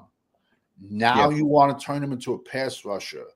Now the man has had a half a sack in 4 years. And now you think Dan Quinn is going to turn him into Warren Sapp? You're delusional if you think that. He has 31 tackles in 2 seasons. Like, miss me with it. It's like ranked 150th or some shit. It's like he's been awful for 2 seasons. Like, I don't know how you can debate that. Even Neville Gallimore did more than he did. Yeah, 31 tackles in 2 seasons is just disgraceful, man. That's horrible. And you know what's crazy too is that Gallimore in the playoffs on the Rams, he got like 2 sacks in both the playoff games the Rams were in. Like, and we let him go. Like, we don't know how to find any value at the defensive tackle position. Yeah. Well, we also let Dan Quinn draft 8 dudes and they never panned out, or we let him go. It's just amazing though that in Dallas he liked 200-pound linebackers, but he goes to the Redskins and then he gets 240-pound linebackers, you know? But the mere fact that he's with them and now they're in the conference championship game with the chance to go to the Super Bowl should just let you know how fucking far behind we are. In 1 season, they're in the fucking conference championship game. Shows you the power of good ownership because they don't have Dan Snyder anymore. Yeah, that's right. They don't have Dan Snyder. If they did, it would have been a failure. Yeah, they would have failed 100%. That's true. It also shows you what a young dual threat quarterback can do, even in rookie year. It shows you what he can really do, man. I don't want to hear that. Dak ain't got the right QB coach. Dak ain't got this. Man, this man is a rookie with way less. Dak got more experience in his pinky finger than this dude got, but he knows how to play football. Dak has gotten more coaches fired than I got fingers. And that's I said everybody go except the common denominator. It's the common, it's always the common denominator. And you can't make the argument with Jaden Daniels because number one, dude's like 23, 24. That's number one in the conference championship game. 2, with rookie quarterbacks, even Dak, they're the ones who get carried by the whole team. This dude is making, like I saw it like in the divisional game. I've never seen Dak look like that in any divisional game. Yeah, they're 2 completely different players. Like he was like the throws that Jaden, like of course I hate the Commanders with everything, but it's like I gotta call a spade a spade. This dude was playing against the Lions, man. He was throwing dots. It was crazy. I had never seen Dak ever play like that in a divisional game. And like all the Gentry crowd, who like every fan who wants Gentry, I did a video. I go, well, what's the two common things that Saquon Barkley and Derrick Henry have? A new team with a good offensive line. That's the only difference. Right. That just shows you what an offensive line can do. Can open the holes for anybody. Yeah. Do you think Saquon and Henry found the fountain of youth? No. They went to teams with there was a reason Saquon was struggling with the Giants. Yeah, their offensive line sucked. Their offensive line was horrible, exactly. And then they had Daniel Jones too. Mike Balerna, thank you for the super chat. He said, I just heard that if Schottenheim become the head coach, he's also going to be the offensive coordinator. We're screwed. Jerry Jones is so brain dead. Of course. Hey, look, you can hire a guy as OC, but he don't even do the job. He just standing like a good old boy. Of course, the type of guy Jerry wanted his head coach. He already proved he was a lapdog by being an OC, but not making no calls. He was just there. That's like Eric Bieniemy. That's like all the years Eric Bieniemy was in Kansas City. Oh, he's the head coach. He deserves a job. He didn't make any calls. Yeah. Oh, how are you saying? And he just got fired from a collegiate job. I think USC or UCLA. It's like I'm like, he was an OC just in title. He wasn't calling plays. Andy Reid was calling plays, man. It's just like, listen, like I said, man, it's like, can't even argue with these people. They turn things into arguments, and I'm like, yo, it's a waste of energy. It's like it's not worth it. Peace out. No, I'm telling you, man, it's pathetic, bro. Like, it's sad, bro, and that's why I went live, because I was like, bro, like they still pushing this narrative. It's like they zombies trying to bite everybody and turn everybody. Bro, we'll never be on that train. That train is past. We had our window of opportunity. This man is injury prone, bro. A quarterback that was already inaccurate and had poor footwork is injury prone. His lower extremities are done. He can't run. When he run, I cringe that he's about to hurt himself, bro. We can't win nothing with this guy. No. Listen, this team is I should say drafts away from competing. Redskins get a running back. That's gonna be a scary team. Yeah. Well, Giants get a quarterback. We're the worst team in the East. Yeah. Well, let's just keep it real. Like the Giants are a quarterback away. They have a very underrated roster. They just need a fucking quarterback. So there's them. The Eagles are unbelievably better than us. I hate the Eagles with everything in me. But let's just be honest. They're a million times better than us. The Commanders are a million times better than us. We're the worst team, really, if you look at it. I'm glad you brought that up. I was reading an article the other night that now the Detroit Lions have a lot of weapons on offense. Yeah. They got a good offensive line. Yeah. And for this coming season, they have $70 million in cap space. I'm like, what the fuck are they doing that we're not? Yeah. How do they have $70 million in cap space? And I think we have like two, they were saying. They were showing like possible cuts throughout the league. And it was like, well, I mean, if you look at any, like the Chiefs, even the Bills for that matter, or like the Eagles, even no matter how much we hate them, they make moves routinely, those guys. Oh, 100%. Which is the reason that they keep, like, I mean, which is the reason that they keep winning. You know what I mean? Like, and Jerry's just stuck in complacency, man. This dude does not give two shits. And it's for people like, and it's because of these other content creators, man. I think, honestly, I don't even think he has to sell anything to anybody at this point. No, listen, I agree with you, but listen, I know for a fact, they watch these channels. They have people. Sure. Actually, all these Fortune 500 companies have people that their only job is to put tweets out all day. Yeah. Their only job is to go out on social media. I'm telling, and like, it's like, because it's ironic, like, you'll say something, and then they'll say the same thing. Exactly. Like it was like you're reading it online, and I'm like, that's the thing, because it's like literally earlier this season, like in the beginning of this season, I said that this season reminded me of the 2020 season. A Cowboys person posted that on their Twitter. Yep, I told you. I didn't even know about it. Fifth is the one who told me. So what did it? What his name? That list. I hate that mother. I don't even know who it was, but like I routine. I mean, Emmanuel Acho. Oh, Acho said it. It was Acho. Okay, Yo, no, I'm telling you, there's people on Twitter like they sniff glue. Legit. Bro, yeah. David Hellman started a show called The Corner of Cowboys. Yeah, Dave Hellman, yeah. And So they he's had the table. yeah, and what's his face? Dave Hellman used to say that he was a Saints fan, but he rides the Cowboys on TV. LSU, all that crap. Yeah. He said he was and I was like, okay, whatever. But like he was another cat when he was on Speak. This dude would ride Dak all fucking show. Still do. Yeah, he's still. I don't understand how you can still be on Dak's train when he has 2 playoff wins in 8 years. 9 Man, 9 seasons. Because And you know that one in Tampa is probably going to be the last one of his career. They ain't going to make the playoffs next few years. I predicted next season is a 5-win season. Yeah, they have to stick with Dak because they've put him on a pedestal for so long. They got no choice. They can't back up now and flip it. That's the thing is I'm gonna laugh no so choice. hard. They're in too deep. Mm-hmm. You know, with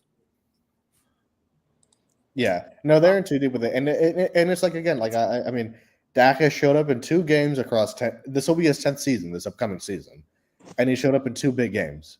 So like, come on, like I mean, yes, he's had moments here and there and snippets in the regular seasons, but but any big game, you can't argue it. They mean the moments mean nothing.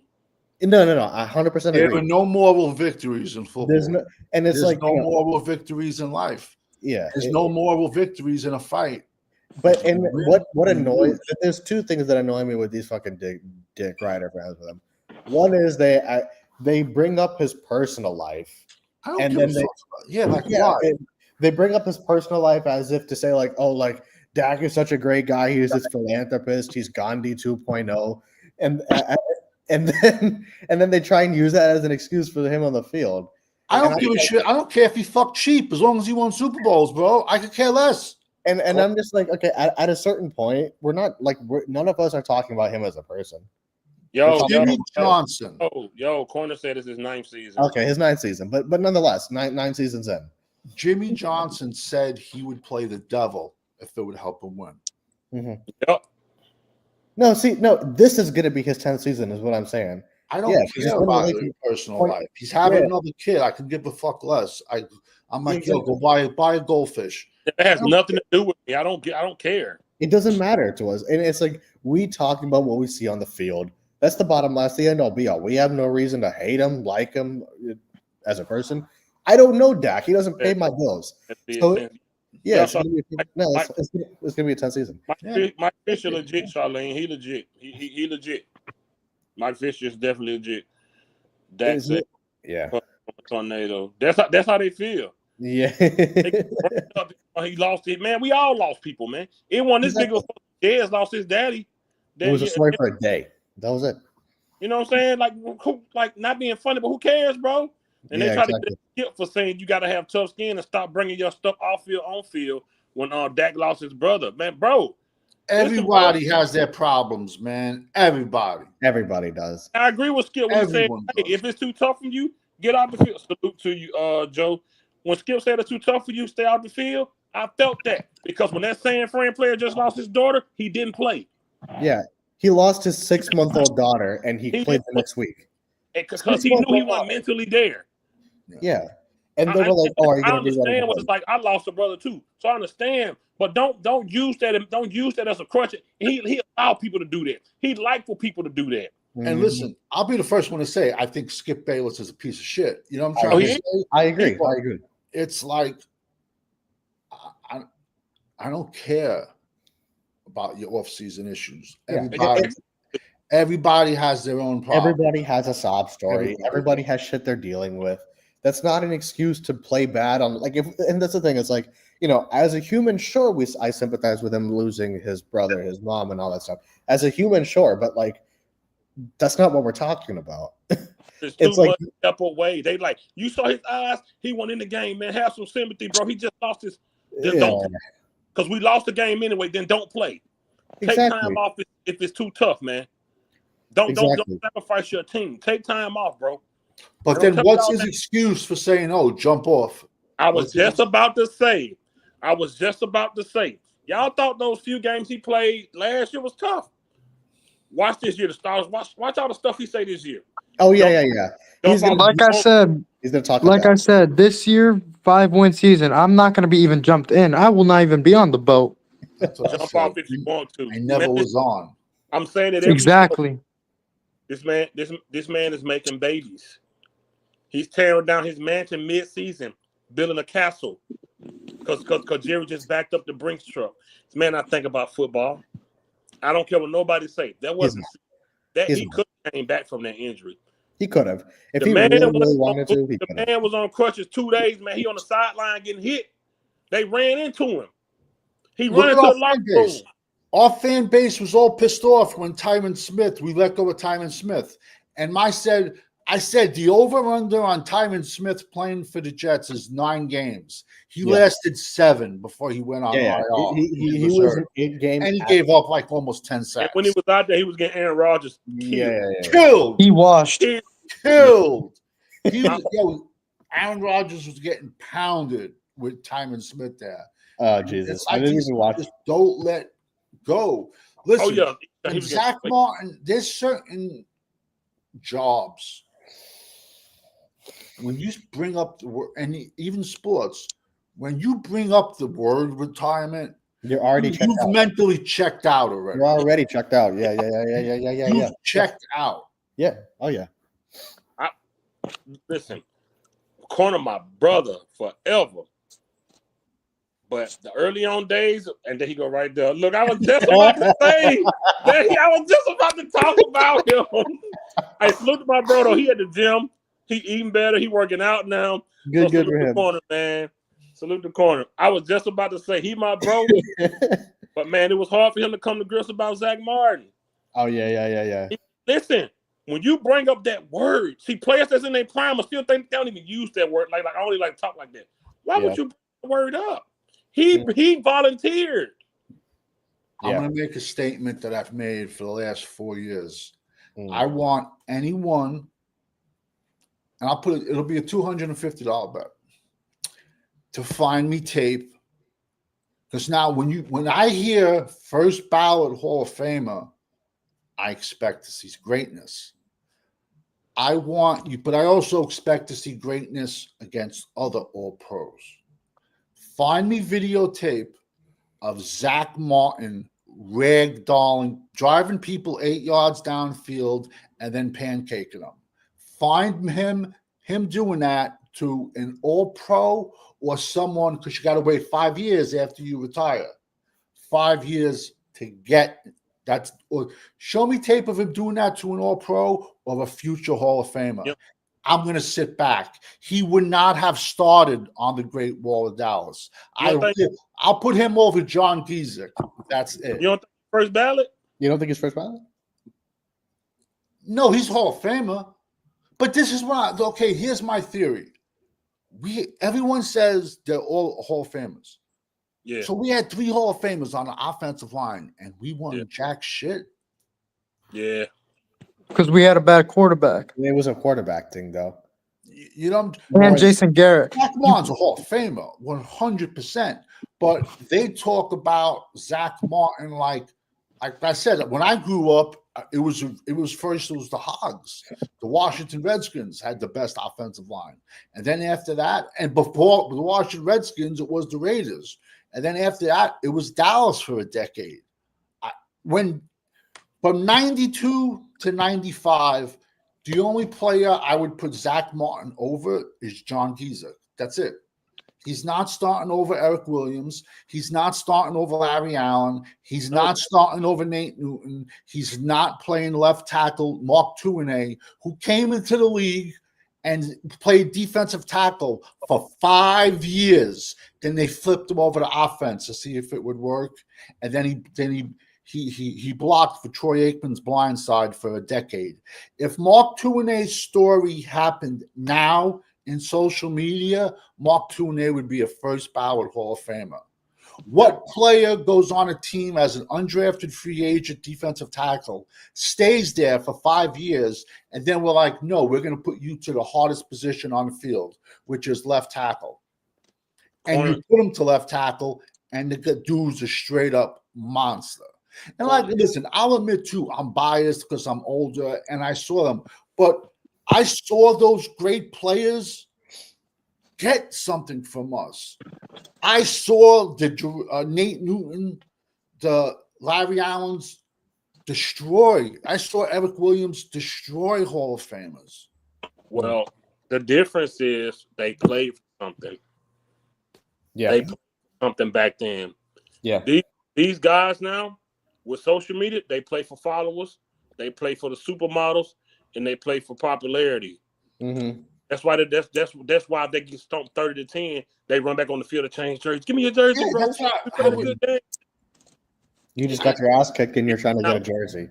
Parsons and Diggs was literally arguing over jersey. No, I said I was gonna get it first, bro.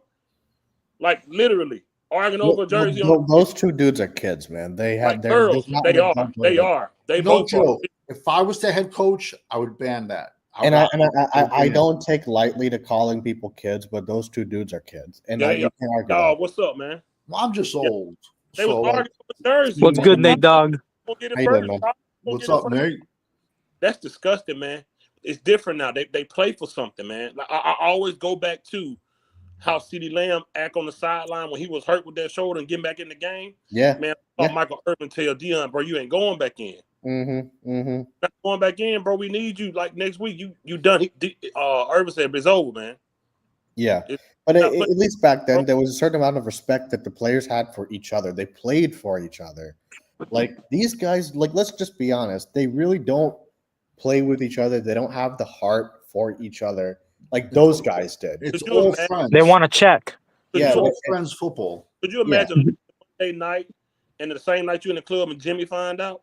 Oh yeah, but even just on a player standpoint, Michael Irvin or like Larry Allen would kick these dudes' ass if they were doing that shit. They lose that club the same night? No way. Yeah, there's no way that they would let that happen. Like, yeah.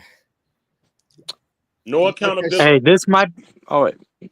Oh, go ahead. Go. I was gonna say this might be a hot take, but I think Zach Martin's the second best guard of all time behind Larry Allen. But hey, maybe that's just me being young and not knowing. Everybody? Of period. Yeah, the only one better is Larry Allen, in my opinion. Nah, you got John Hanna, played for the Pats. He was sick. He was crazy.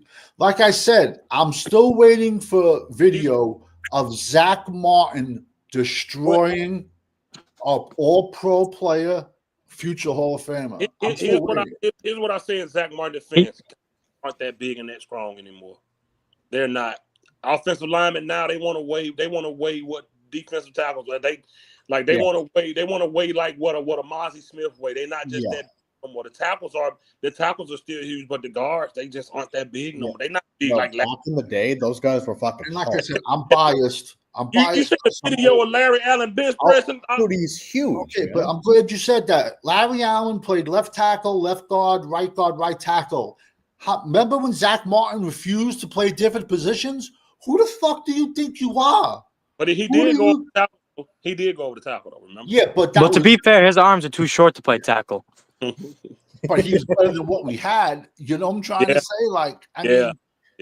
I mean, he was like a prima donna. Like, listen, I didn't like when they like I said, I'm an older person, so I saw different Cowboy players, even players from other teams. Charlene got a question for you, Sam. Charlene has a question for you. Oh yeah, Andre Garrard. Yeah, absolutely, of course. Andre Garrard. I didn't like when they asked Zach Martin, would he go full-time tackle? He was like, "I'm a guard. That's it." I didn't like. He said it because of the money. Andre Garrard, if I'm not mistaken, went to Colorado, and he was a round 2 draft pick from us. And he bounced back and forth from guard to center. Zach Martin, you can't even mention the 2 words. Zach Martin blows him away. Corner said Zach Martin got more Pro Bowls than penalties, man. Corner represent for Zach Martin, man. And that's great. He's a Hall of Famer. He's still not starting on the Great Wall of Dallas. He would have been the lightest guy. He'll beat John Giesick. That's the only person he would start over is John Giesick. But like I said, I just want to see videotape when I think of an All-Pro first ballot Hall of Famer, that's why I don't play baseball, but baseball has it the right way. They put like 2 people a year in. Best comment Facts, Mike. That's facts right there. Best comment. You name all the goofballs right there. That's facts right there, man. Yeah, Scooter. Oh, Scooter is so annoying, bro. He's so annoying. He is actually so annoying, bro. He just like cries all the time about the Cowboys on this podcast. It's fake. It's for content. You can tell it's like orchestrated. It's scripted. It's not authentic. You can tell. He don't care. Savage, are we looking at Zach Martin the wrong way? Is it because our QB might hold the ball too long? Like we got to, because there are times where you can only hold a guy for so long because these guys, man, and they strong too. Like Clark used to say, hey, the other guy get paid too.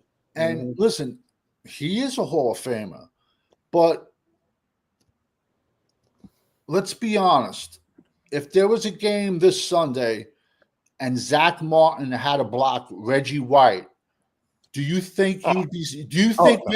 Do you think Zach Martin would be putting Reggie White 7 yards downfield and then pancaking him? Oh no, but Reggie White's a different beast too. Okay, but I agree. I'll show you Nate Newton destroy Jerome Brown. If Jerome Brown doesn't die in a car crash, Jerome Brown's a first ballot Hall of Famer. It's not his fault he only played 3 years in the league with for sure. I see Nate Newton rock Jerome Brown. I see Nate Newton rock Charles Haley when Charles Haley was in San Fran. I've seen Eric Williams. Eric Williams isn't even a Hall of Fame. I've seen him pick up Michael Strahan by his throat and just choke slam him into the ground. Do we honestly think we would see that? And listen, like I said, I'm biased, but look at Tyron Woodson, bro. Tyron Woodson's not even in the Hall of Fame. Like, that's bull crap. Right? I don't like that. That's bull crap, bro. He's a finalist. He should get in this year. I have an issue with the NFL Hall of Famers because they seem like it's only about the young kids today. How many of these old warriors are just forgotten about? I guarantee you this week, fucking Chiefs are going to get every single call that for Buffalo to win. Buffalo has to beat them by 21 points. They have to beat them and the refs. They're going to get the refs are going to throw a million flags because they want the Chiefs to get into the Super Bowl so they can get 3 billion girls to all the Swifties to watch the game. Like to be completely honest, I never used to buy that, but then I saw this recent Texans game, man. Oh no, it's real. I was like you Ethan at first, but it's real. No, I used to think that, but then when I saw this Texans game, I'm like, the passenger. Why was Caitlin Clark there? I bet they don't know nothing. Yeah, that's right. Yeah. Caitlin Clark was talking to Taylor Swift. I was like, okay. Two iron board booties. 2 iron board booties. I didn't even care about that, to be honest. But I mean, when I saw the roughing the passer on Mahomes, I'm like, man, it's just like the Patriots back in the day. They get all the calls. Yeah, and I'm like, it is what it is. And I'm like, I got respect for Mahomes, but that's bullshit. Did anybody watch the national championship game last night? No. Yeah, I did. Okay, this is to show you how corrupt college football is. Ohio State is winning the game. They're inside the 10-yard line. They could kill the clock. Long story short, they call Ohio State now is killing the clock. They call a timeout to kick the field goal and to cover the 8.5 spread. Why the fuck did Ryan Day pull a timeout to kill the clock? It just shows you how also corrupt college football is. I've seen crazy situations in college games. I'm sorry, you still can't tell me there's 50 guys per team or whatever. All some guy has to do is drop one ball. All some guy has to do is hit somebody the wrong way, and $1 billion just got shifted from one way to another. You can't tell me all these guys are straight and narrow. You can't. You can't. to be fair on that, you can't tell me Pete Rose is the only person that's ever bet on his team. You can't. And I'm not a baseball guy. Man, y'all ain't been there. to be fair on that, Savage, I'm pretty sure the reason why they kicked the field goal is because they were up by 8, right? So if Notre Dame was able to get a touchdown and get a 2-point conversion, they would have tied the game, went to overtime. So they kicked the field goal to make it an 11-point game. So that way they sealed their victory. No, I get that, but there was 45 seconds in the game, and the difference between them kicking off to them getting the ball was like an 8-second difference.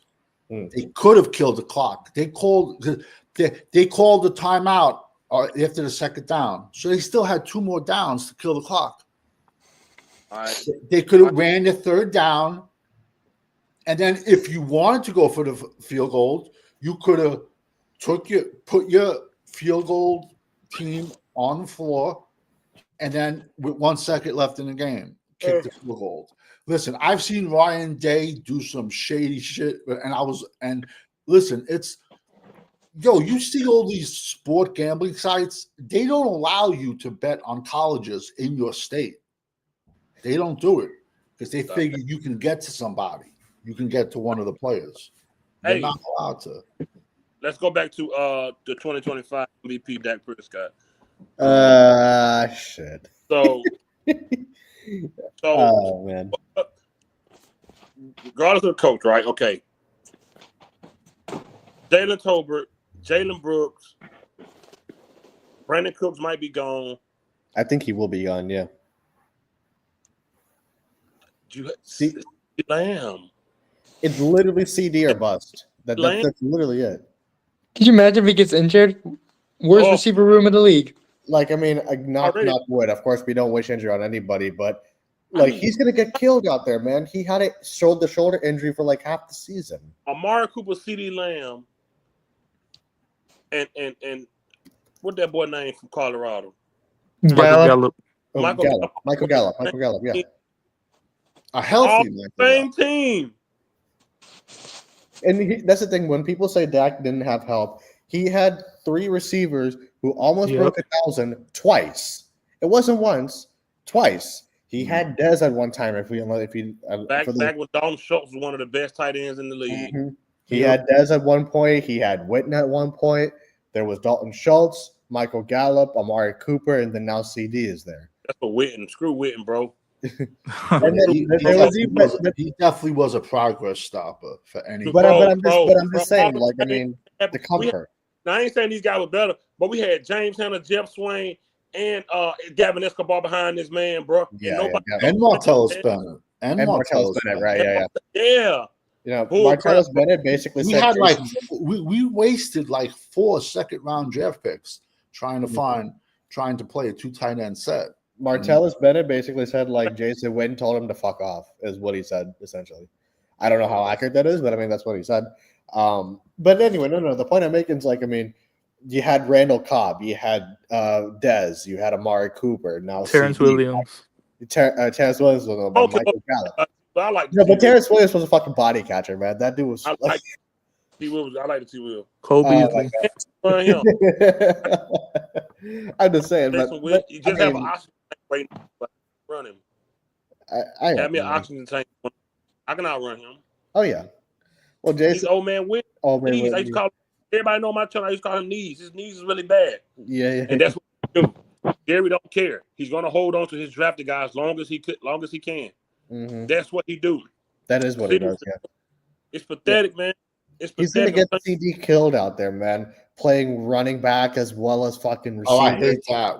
He's not Deebo Samuel. He's two completely different wide receivers. He's not built differently. He's not built like Deebo to begin with. He's a taller, leaner guy, and you're gonna get him killed. A guy like Prescott throwing 60 passes in a playoff game. And Dak fans won't admit this, but Dak throws hospital passes.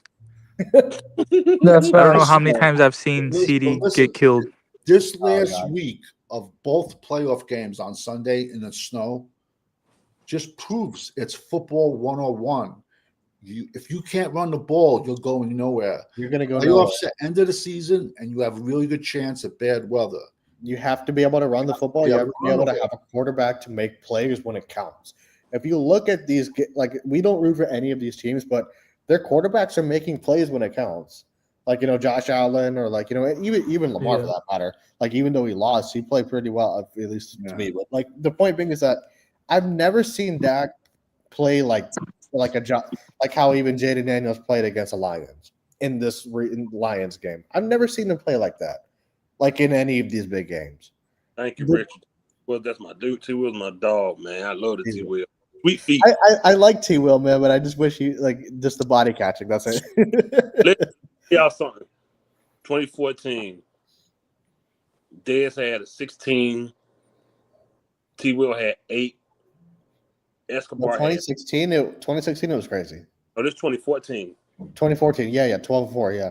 16 touchdowns. Yeah, no, Dez went off that year. He was crazy that season. Gavin Escobar had 4 because they was all red zone because he was a tall guy.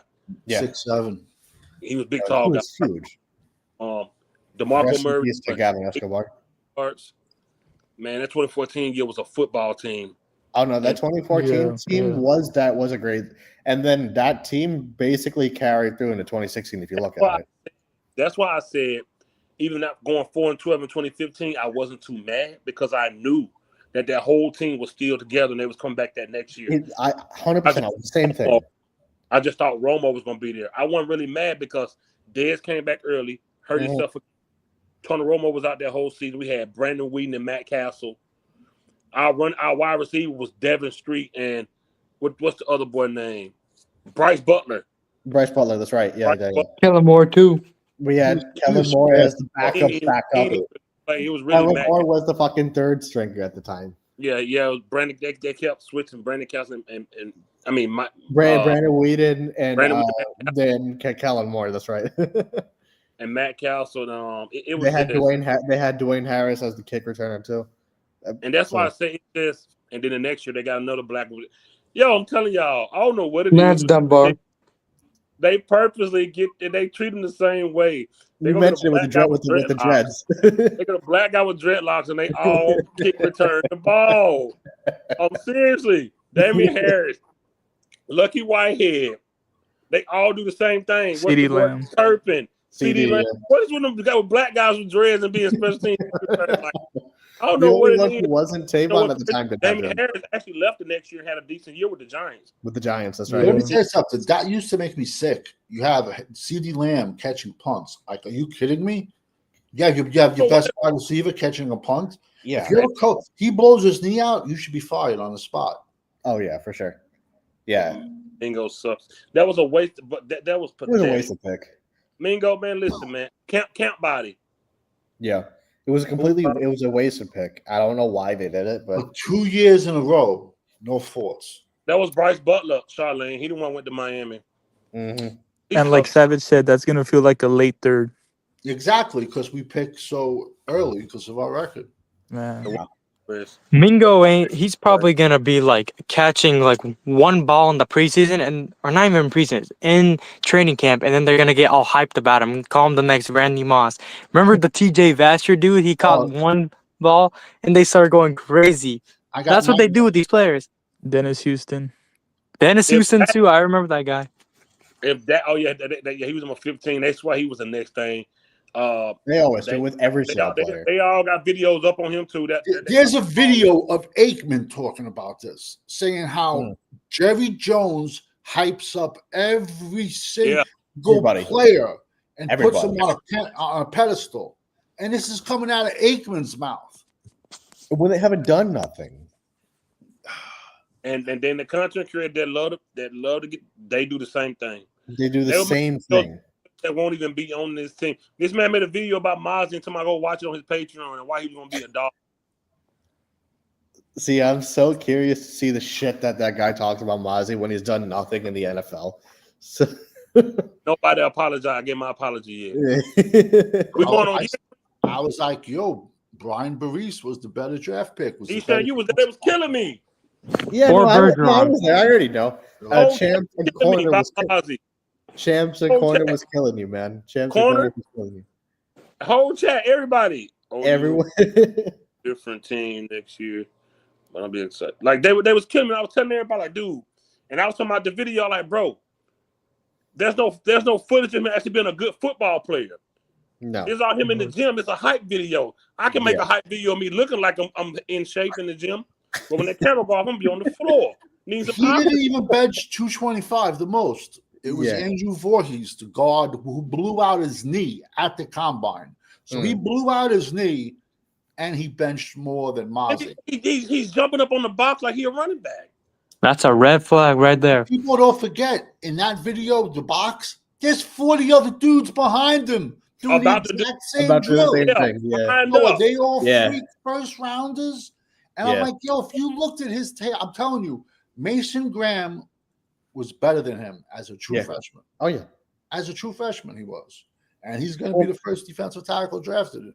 Hopefully by us. He is not that talented, and that's just the way it is. I mean, compared to the way that they hyped him, he's just not that good, to be honest. Maybe he's coaching, but we picked 12. I think one good player is going to slide to us. There's going to be maybe he would be better on a different team, who knows, but he's not that good to me.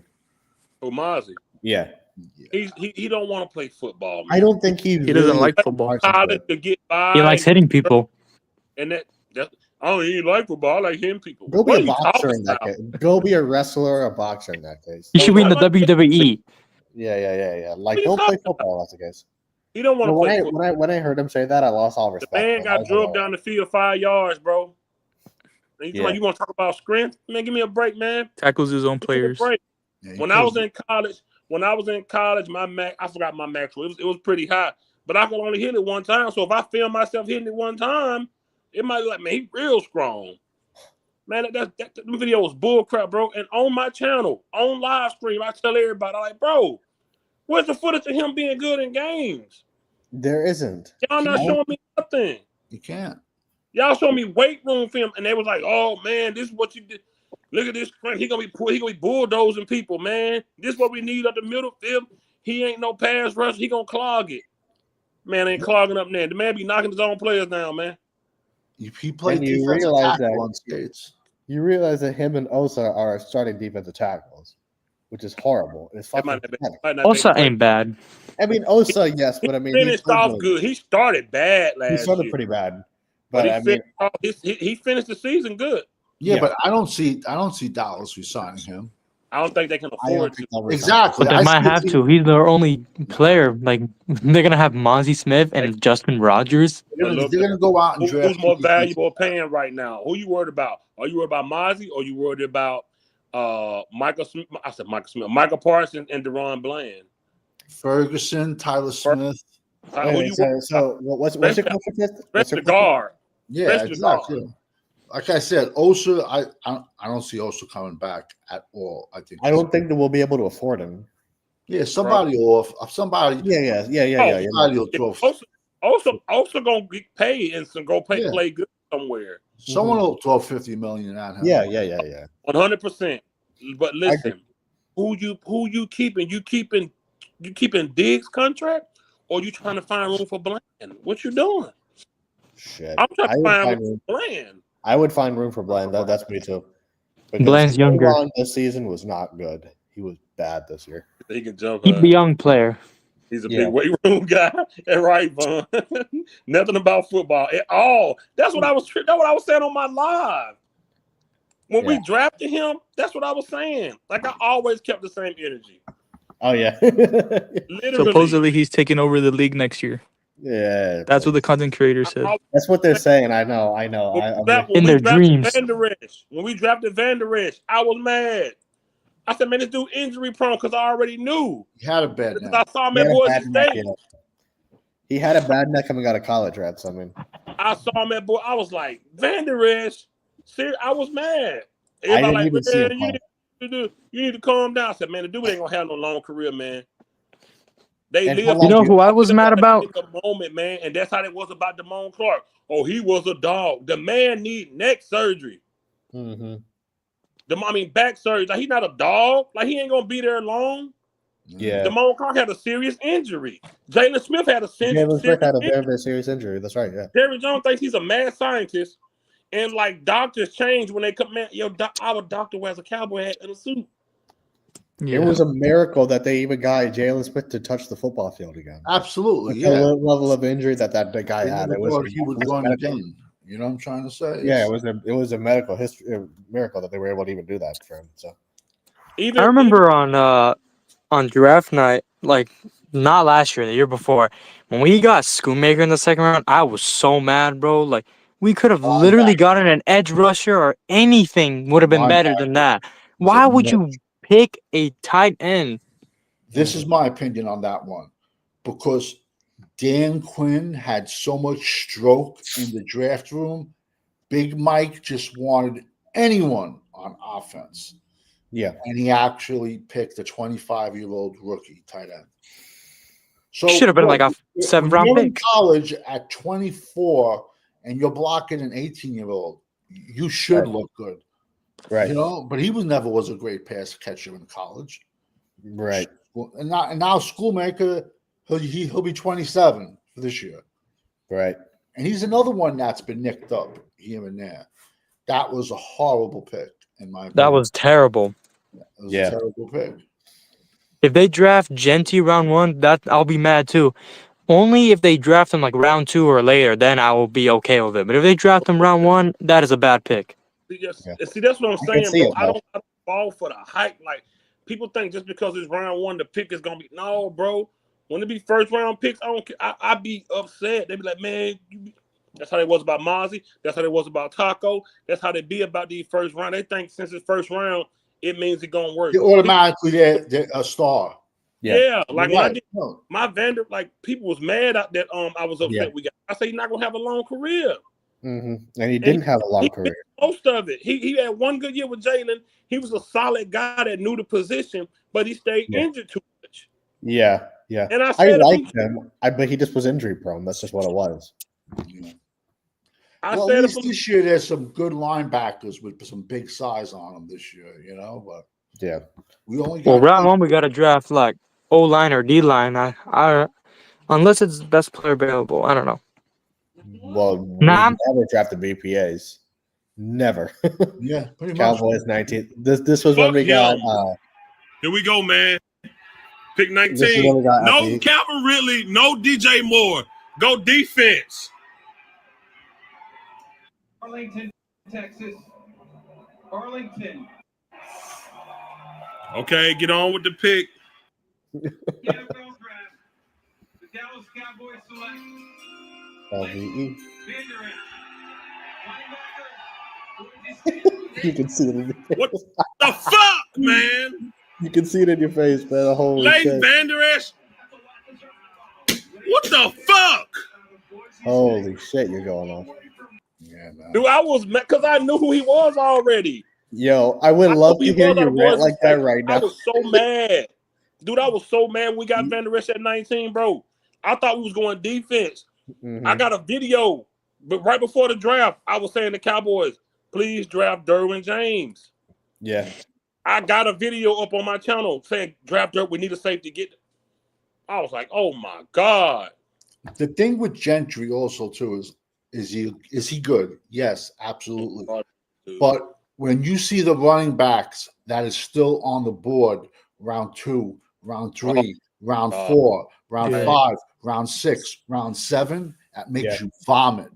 Yeah. That you took Gentry at 1. The problem, you could have got a stud D tackle or a left tackle. Mm-hmm. The problem is Cowboys think we need every player to be that good.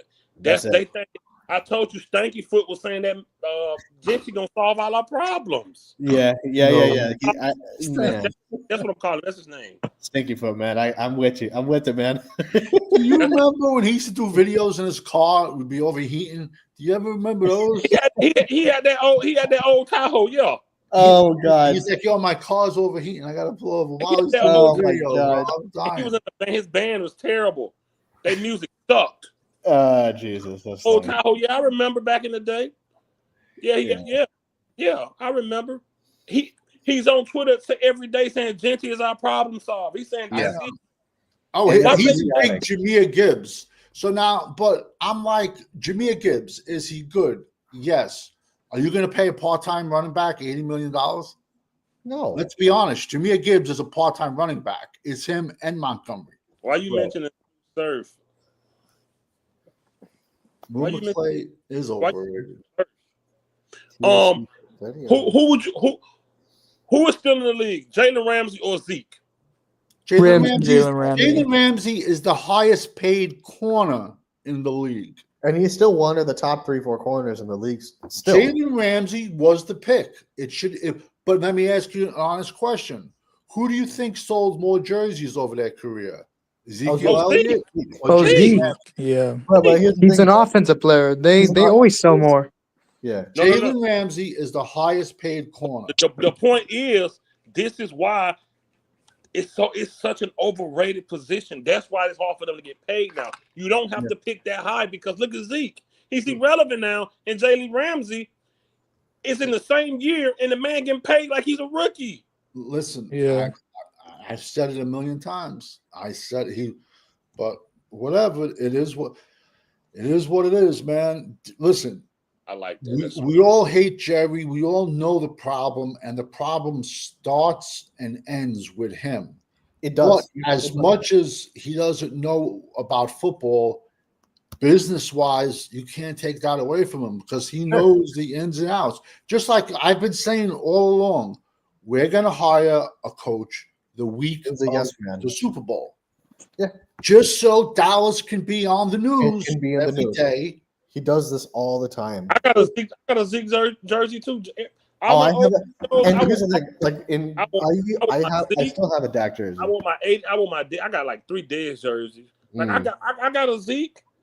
I bought all them jerseys, man. You know what I'm saying? I got a Parsons jersey. They all in storage now. I won't wear them. Yeah, I have a Dak jersey in my dad's house, and I have not worn it in years. And I have an Emmitt Smith jersey too. Like, man, like I should have stopped buying their jerseys, bro. Like, I made a mistake. Before I go back, I'm gonna get my old starter jacket. I'm gonna show y'all. I'm gonna show you how far back I go with this stuff, man. Yeah, because me and my dad, when I was in high school, we went to a game in 2016. We went to the Ravens game, and he bought me a Dak jersey, man. And that bitch was like fucking $300. I was gonna say like, 2 and change at least. Yeah, and I was like, good God Almighty, that thing was like $200-$300. I'm like, Jesus Christ. Yeah, but the thing with Gentry, see, that's Cowboy fans, bro. They thinking that we can overshadow the quarterback with something else. Exactly. So my response is, what good is Gentry when he's going to get tackled 4 yards in the backfield? You know that game against Penn State in the playoffs? That's what he's going to look like behind our offensive line. But, he still played good that game. He still had like 110 yards that game. He did. And it showed me he has heart. But also, too, for what he did against Oregon and Penn State, can he do that for 17 games? No. At his build, I don't know. He's going to need, to split carries. Regardless of who it is, we have to come out of this draft with 2 running backs. I agree. And look, I want a big dude, man. I'm talking about somebody almost look like a linebacker. I want a big running back, bro. Like an Ollie Gordon. Ollie Gordon's a little light, but Ollie Gordon, he's still 6'2", 225. Mm-hmm. And he's very That's a good size. No, for a running back, that's a good size. Is anybody 6'3", 6'4" in the running back draft right now? Tallest I've seen is 6'2", 240-ish. That's the biggest. That's a big running back. That's big still. That's a big guy. That's a big running back, man. That's what I want, a speedster, and I want a guy that's going to just fucking it's demoralizing when you're playing up against a good running back. He comes out of the game and their second string is just as big or good. You're like, you never give that defense a chance to. Listen, man. That's Savage. That's for you right there. What's Savage? You really think the Cowboys will trade back with a new head coach when they will be trying to make a statement? I'm going to be honest with you. I think they're going to try to trade back to recoup that 4th round draft pick we gave away. Listen, me personally, I wouldn't go back. I wouldn't go back period. But if I did go back, I would not want to go back past 18. Because if we go back past 18, then the Skins or Philadelphia can jump in front of us for somebody. But I don't think when Jerry's sitting on 13 billion, I really don't think he cares about making statements. Yeah, exactly. Woo, 13 million. Yeah, man, $13 billion. What? And Listen, he said he couldn't afford to get Derrick Henry for fucking $8 million. Man, Fucking listen, moron. I don't care what he do this year. He can screw up. Listen, it will all be recouped if Jerry said, you know what, screw this. I'm gonna eat this money, this 150, whatever it is, 105 for this 1 year. That gone. If he do that, I'll man, forgive him. Do what the Broncos did with Russell Wilson.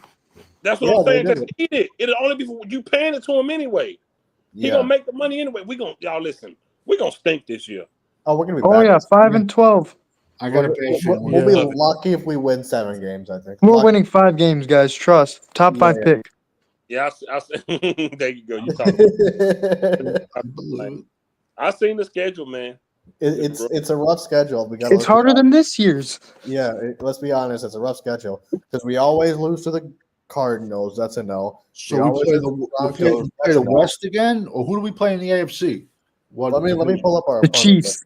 The Oh, West. Oh yeah. That AFC West. yeah. Pull So up. let me pull up our opponents. Right Denver always rips us. Exactly.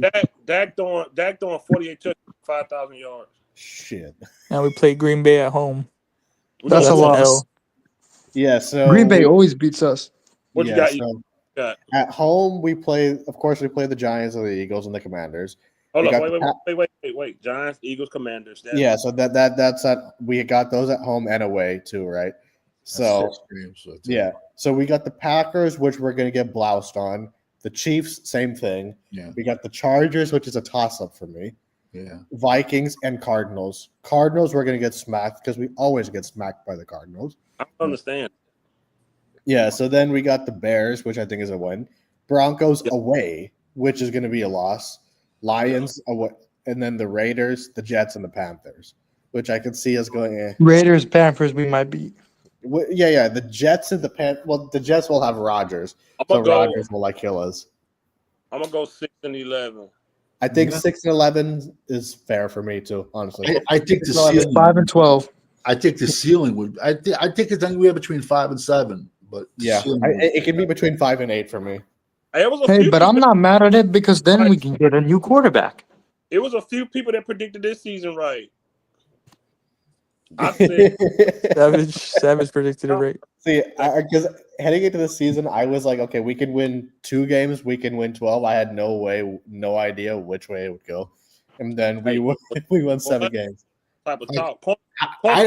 Corner said we was winning 11, 12 games, man. Yeah, that's right. Did he pay you $250 yet? Did he give you? Did he give you a $250 yet or no? We did bet, didn't we? Yeah, I don't remember. You told me you bet him $250. I'm sure you did, knowing you and him. We did bet. Oh, I gotta find that live. We did bet. Oh my goodness, I forgot. I went into this season just with saying we have and it was true. We have the worst running back room and defensive tackle room in the entire NFL. Agreed. And how you saying, oh, we're gonna go 12 games, 13 games. That's why they say you never bet on your team, because you're betting with your heart, not your brains, man. Mm-hmm. Also, you got to win in the trenches in football, and that's where the Cowboys are the weakest. Our home wins are going to be the Giants, the Chargers. I'm gonna have us beating the Cardinals this time. Do you think so? Because that's all we always struggle against the Cardinals. We always lose to Kyler Murray. Yeah, I don't know what it is about the Cardinals, but we always lose to them. Raiders. Yeah, I'm gonna say 6-11. Yeah, I think 6-11. 7 maybe, but 6. I think if we're lucky 8. But I think for me it's between 5 and 8. I would rather us though be really bad, honestly, because we need a new quarterback badly. People said, man, we at the point where you got to worry about our quarterback gonna stay healthy. I don't even think. Yeah. Let's be honest. Will Dak even make it through this full season? Hell no, because Yeah, the O-line sucks. I don't even think he's going to be able to make it through the full season. Like, I mean, I'm not saying he's going to be gone for like 6-7 weeks like he was this season, but he's going to book it. He'll be gone for at least 2-3 weeks. Like, at least. I mean, we got Terrence Steele, guys. Remember that. Oh, fuck yeah. So, I mean, He's going to get destroyed by all the edge rushers. That's Because, OG's like, boy. Listen, I'm sorry, but Steele should be cut and Tyler Guyton should be moved to right. no, Yeah. I agree. I agree. Tyler I was Guyton should have cool. never been left tackle. Fossil made too many silly mistakes. I mean, yeah, he did find Turpin. He did find Brandon Aubrey. But in crunch time, he did some of the dumbest crap. He did a lot of dumb things. So, I mean, am I on board with it? I guess, yeah. But we still have to figure out who the fuck the main coach is.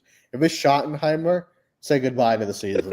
It's gonna be If it's Schottenheimer, we're winning 2 games. If it's Oh, Schottenheimer, you know what? Yeah, let me take that back. If it's Schottenheimer, I'm gonna say 4 games.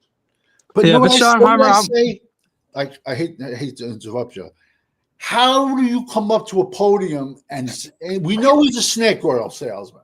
How This is gonna be the fuck crazy. do you come up to a podium and say the next head coach of the Dallas Cowboys? is Schottenheimer. fucking Brian His Schottenheimer. dad was a hell of a coach, bro. But Yeah. no joke, his dad went to the playoffs like 90 times. And See, I'm lost. laughing because that's the And stupidest thing in lost the like world. every time. But his father was See, dog, I'm laughing because that's legit one would be he would win his division legit 20 times, go to the playoff. His oh my god. and they would get bounced. That is so funny. But See, his dog, I'm dad laughing was a because this hell is of a coach, bro. But he lost. He was a hell of a coach, just not in the playoffs. Yeah. But No, man, I'm laughing because it's the stupidest thing in the world to bring this guy as an enemy. Schottenheimer has never even called the plays. Like, the fact that they would promote him to the head coach, dude, It's so stupid, that shows you he don't care at all. I mean, we knew that, but, like, I'm just saying for people who don't know. Yeah. I think mean, it's- like, look, I think it's also still it could be Kellen. it could be. I was gonna bring that up too because it's How like, do you sell that, bro? I don't You've know how. seen it. Yeah, Kellen like, is better than Schottenheimer, but that is not saying anything at all. Yeah, I can. Yeah, that's like saying your last Jerry's shit didn't stick as bad as the one before that. You know, that's like Like my only thing, like I wouldn't put anything past Jerry at all. Like I don't think he's gonna get Prime because even though Prime is box office and would sell tickets, his star would overpower Jerry's star, and we know Jerry doesn't want that. So I hope he get Dion. I don't think it is. I don't think it's gonna be Prime. I can 100% see it either being Callan or fucking Schottenheimer. If it's either, the season's blouses. It's done. If it's either, we're fighting for the number 1 overall pick. So I mean, the season's blouses either way. It's done. So I mean, but it is what it is. But I mean, let's be honest though, guys. Like, even though Jerry's mindset is, oh, we're still competing, we're in a rebuilding stage, guys. They just don't want to admit it. it's the weirdest Yeah, thing. We're right. rebuilding without rebuilding. Yeah. It's They're so like, strange.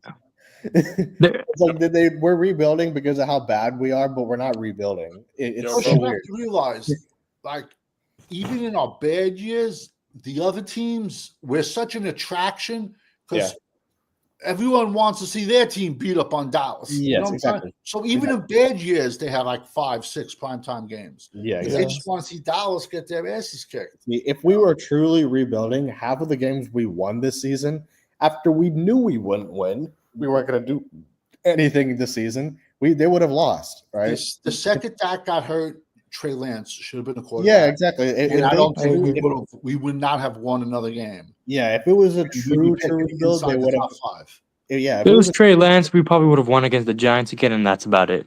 yeah, we probably would have won like maybe 2 games at the most, but we'll see. Yeah, 2 games. Yeah, them and the But- Panthers. Yeah, And know what the crazy part was?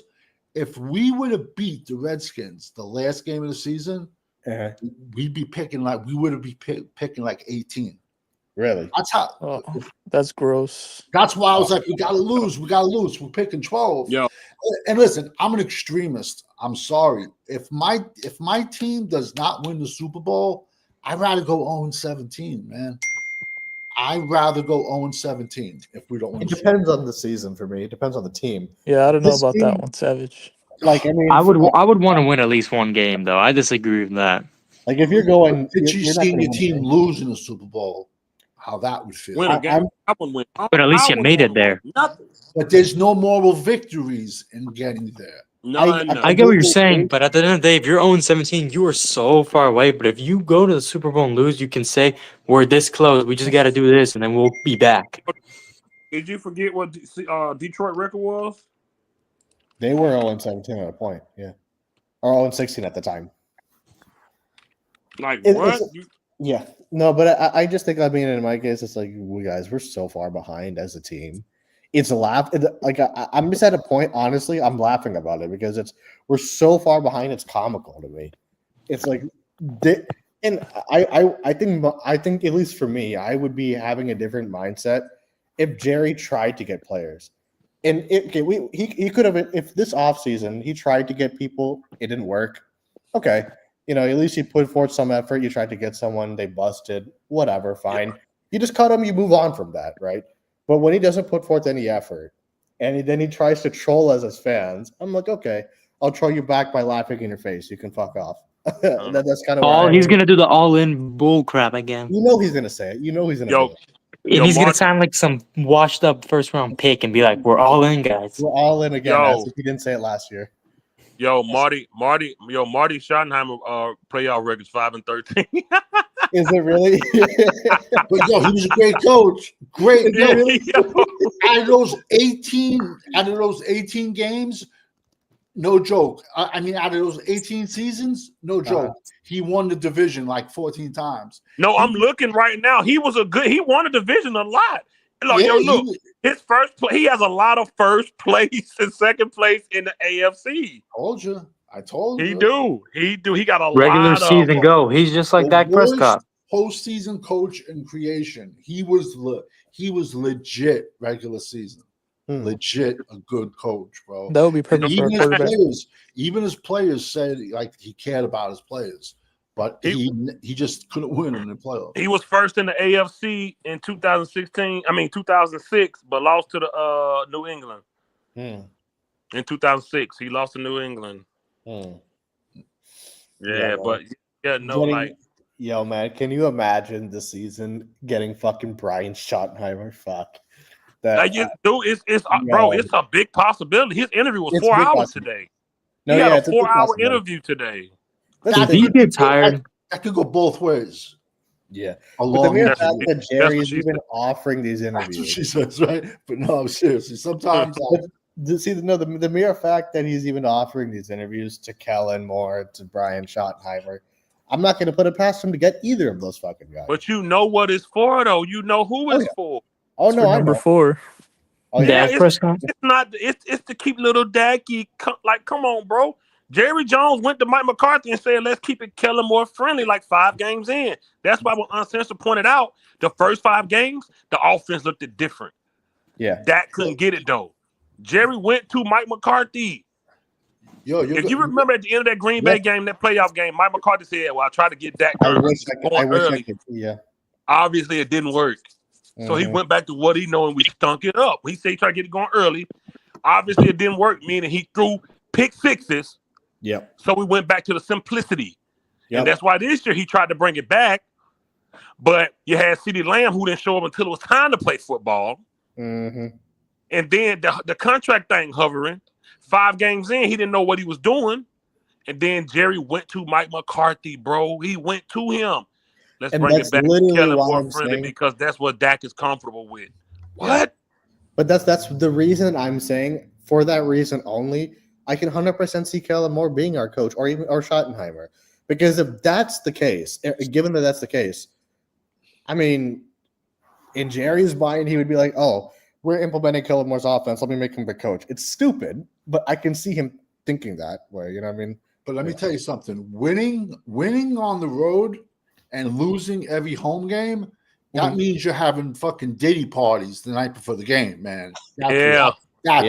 That's coaching, bro. That's straight up. Yeah. Man. If you win all your road games, but yet you lose every game at home, you're out partying like crazy, which I don't care as long as you win.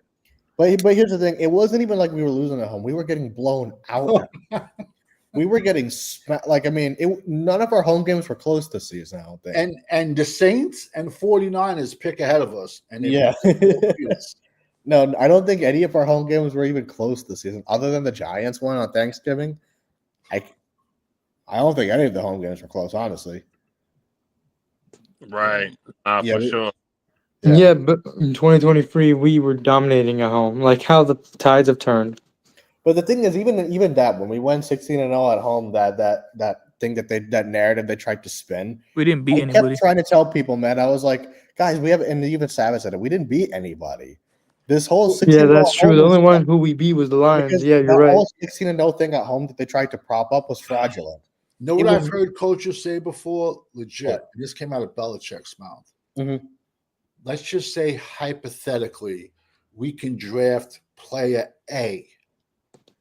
Player A is so good, he will be out the night before the game, partying his balls off to 4 a.m, and he's still going to show up on Sunday and score 3 touchdowns and have 100 yards. That's a But- once in a lifetime. but- player. But the 5 guys he brings with him out are all going to perform like trash on Sunday. So we're going to skip that player for that reason. I've heard.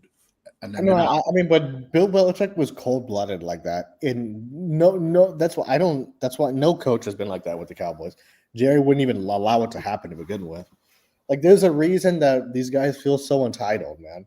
It's not a coincidence that every player, Dak's a company man now, like beyond a company man. Micah has become a company man, going at Dez on Twitter and all this other shit. It's like, all of these guys, like Jalen Smith was the same way. You know what I mean? Like, Trayvon is beefing with the reporter in the uniform after the game. It's all of these players feel this way, and it's not a coincidence that that's the case. So I don't even know. Like I said, I don't know how Belichick's going to take the phones away from the kids in North Carolina, because I know the Patriots weren't allowed to have their phones. yeah.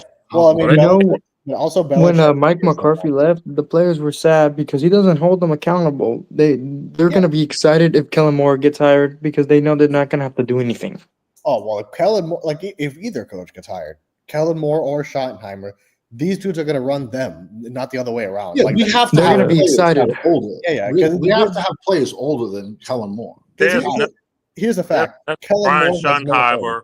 There's nothing Brian Schottenheimer or Kellen Moore could tell Michael Parsons. Nothing. Oh. If you think this dude's a diva now, just wait. Just wait. It's gonna. And Zimmer think about retiring, so Nah, he got that young piece of. Nah, he got that young broad. He got to work. You think Zimmer will retire? I have no idea. yeah, no, they saying he thinking about it. Probably And because I how don't bad know about the Belichick. team- You know, Belichick ain't signed no contract yet with Yes. Tar yeah, Heels. it just verbal. He ain't signed nothing yet. Right. So I don't know what's that about. I didn't know that. Mm-hmm. Yeah, No, yeah, he ain't signed nothing. He ain't signed nothing. I didn't even know that, but oh man, Listen, the only thing I could say is it's going to be someone that Jerry has in a relationship with. Yeah, 4-hour interview, Well, Brian. 100%. What we doing for 4 hours, man? that's the thing. The fact that you're even bothering to interview this guy. Yeah, there you go. Exactly, Ishan. Exactly. Nobody The fact else wants to interview him. Yeah. Look at your coach, sir. Brian Schottenheimer, bro, who you ain't even having no respect to let him call plays. Now you're going to let him be the head coach? Right. But better yet, what football knowledge questions could they ask him for 4 hours? I don't even. No. They're probably just like making bet jokes. you- no, Savage. I bet you it was just them talking about what they want to do for dinner or something. Or like, Okay. where do you see this team Yeah, yeah, 5 yeah, yeah. years from now? It probably What are our started. pluses? What are our cons? Yeah. That is. It's probably just small talk and personal stuff. Because we know the way Jerry likes to go with his guys. It's less about the football, more about the personal. That's the reason why you kept Garrett for so long and all this other shit, and McCarthy and all this other stuff. So it's the fact that you're even bringing in Schottenheimer for an interview for 4 hours, regardless of the length of the interview, you're bringing this dude in for an interview is stupid, and then you're doing the same thing for Kellen Moore. So And the thing, he was already there. He was Yeah. there in 22. The coaching analyst. And yeah, then that's, it's no, that's, he was right, an analyst. that's right. Yeah. he was already there. He was there in 22 because he was the passing game coordinator in 21. Yeah. It's the reason this man be on a different team every 2 years, man. Yeah. The So, reason. I So call how him Helen. So if Helen gets hired, Yeah. Who's on DC? Fuck, who knows, man? Probably some nobody trash guy. Like, honestly, I could do it at this point. I'm sorry, bro. I just don't see how wide receiving coach can just transition because in Kansas City, not Kansas City. He had left the NFL. He had went to Syracuse. Then he was a wide receiver coach and a tight end coach and a quarterback His coach. dad, that's where his dad coached at KC for a long time. Oh, okay. His father coached for the Chiefs. I'm telling So you, man. then he came back. Then he went back down to Georgia. Bro, come on, bro. And this is you looking at as your head coach, man, Jerry Fry. But we know. Yeah, we know. Like it should go to tell everyone how he doesn't really care to get anybody. Like it's just not. It's just you're bringing in Kellen Moore for an interview. You're bringing in this guy for an interview. Only thing Jerry Jones needs to do is just find somebody to be able to call those vanilla plays for Dak just to get through the in this contract. That's all this is about, bro. That's it. About nobody showing up a spectacular playbook and frustrating Prescott. Jerry just don't want it to look bad to affect the tickets. But if Dak look decent with the same old plays, the tickets are still gonna get sold and the jerseys are still gonna get bought. That's it, man. That's what this is all about, bro. This ain't if that's the case, bro. Dion would have been hired, or Glenn, or Johnson, or one of those guys would have been hired as soon as McCarthy was gone, or you even would have brought McCarthy back. This thing would be going on. Schottenheimer wouldn't even have a job over here, bro. No. If it was about winning, that man wouldn't even have a job, bro. That wouldn't even be a thing if it was about winning, bro. We don't know what if Schottenheimer showed you in 2 years, a guy that you ain't even let call plays that you know what, he can be a head coach. Are you serious, man? This man had longevity nowhere, bro. You remember when he was on the Jets and he called plays? Their offense was terrible. Mm-hmm. With Mark Sanchez and Rex Ryan and all of them. Yeah. Bro, he ain't never been proven to be good. If I'm telling you, if we hire him, it's because of Dak, and it's because maybe no one else wants to coach with us. That might be another thing we're not factoring. I can see that. I think that's what it is. Because why would you want to coach here? They don't spend money in free agency, and Jerry Jones controls you. Yeah, like and it's that's not the as Jerry coveted a job as they think it is. Yeah. I know, I agree. Jerry has a mentality like, oh, you should be thanking me for letting you coach my team. It's a privilege to coach for the Cowboys. When in all reality, frankly, I don't blame McCarthy for saying kiss my mom. Like I honestly don't blame McCarthy for being like, you know what, fuck you, man, I'm out of here. Yeah.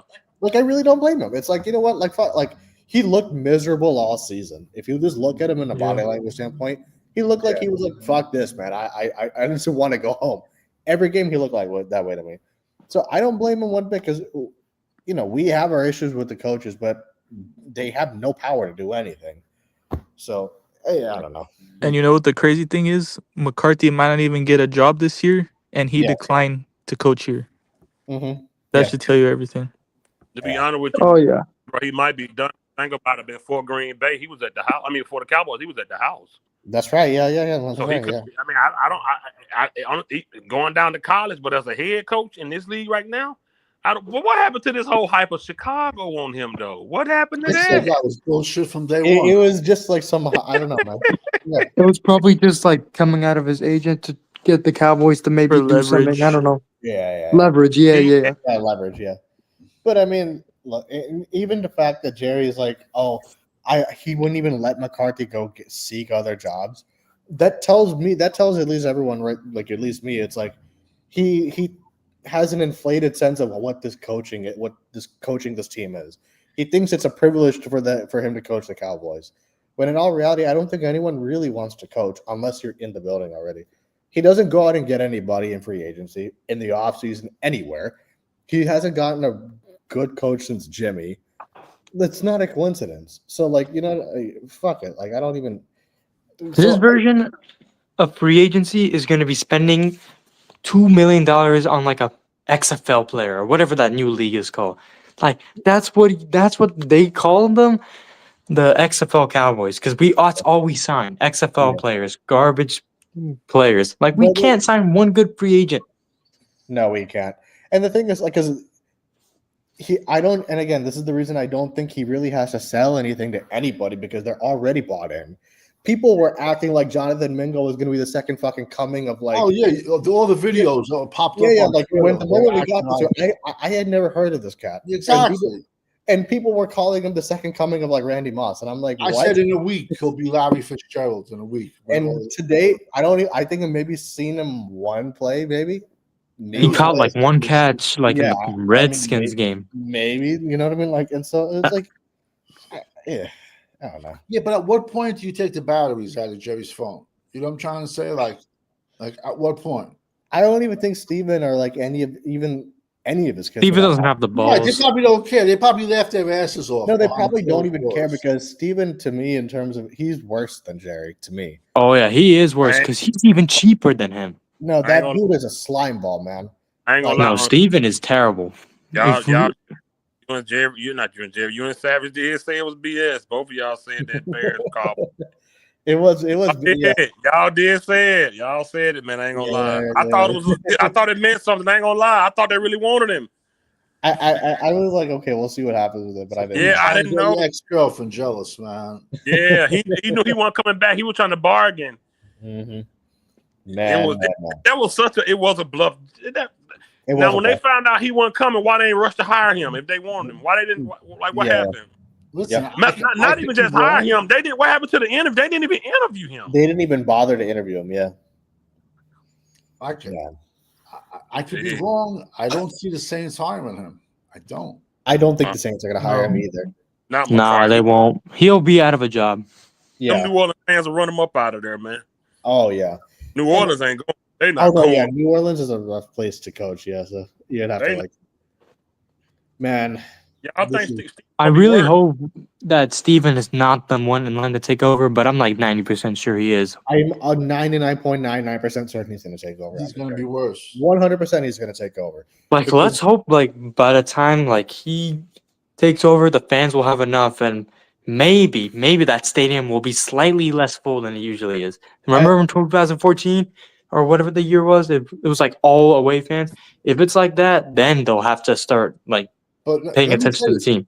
This past season, I saw a lot of other colors in that stadium that wasn't Dallas Cowboy colors this past year. I saw some empty seats. I saw some empty seats, but like, I got to be honest. I think Steven is like this dude's a snake, man. I fucking what's that Coliseum they used to fight at back in the day, in the Roman days? That Coliseum over there, where they had the Himmels out there with the big tigers. What's that Coliseum they used to fight at?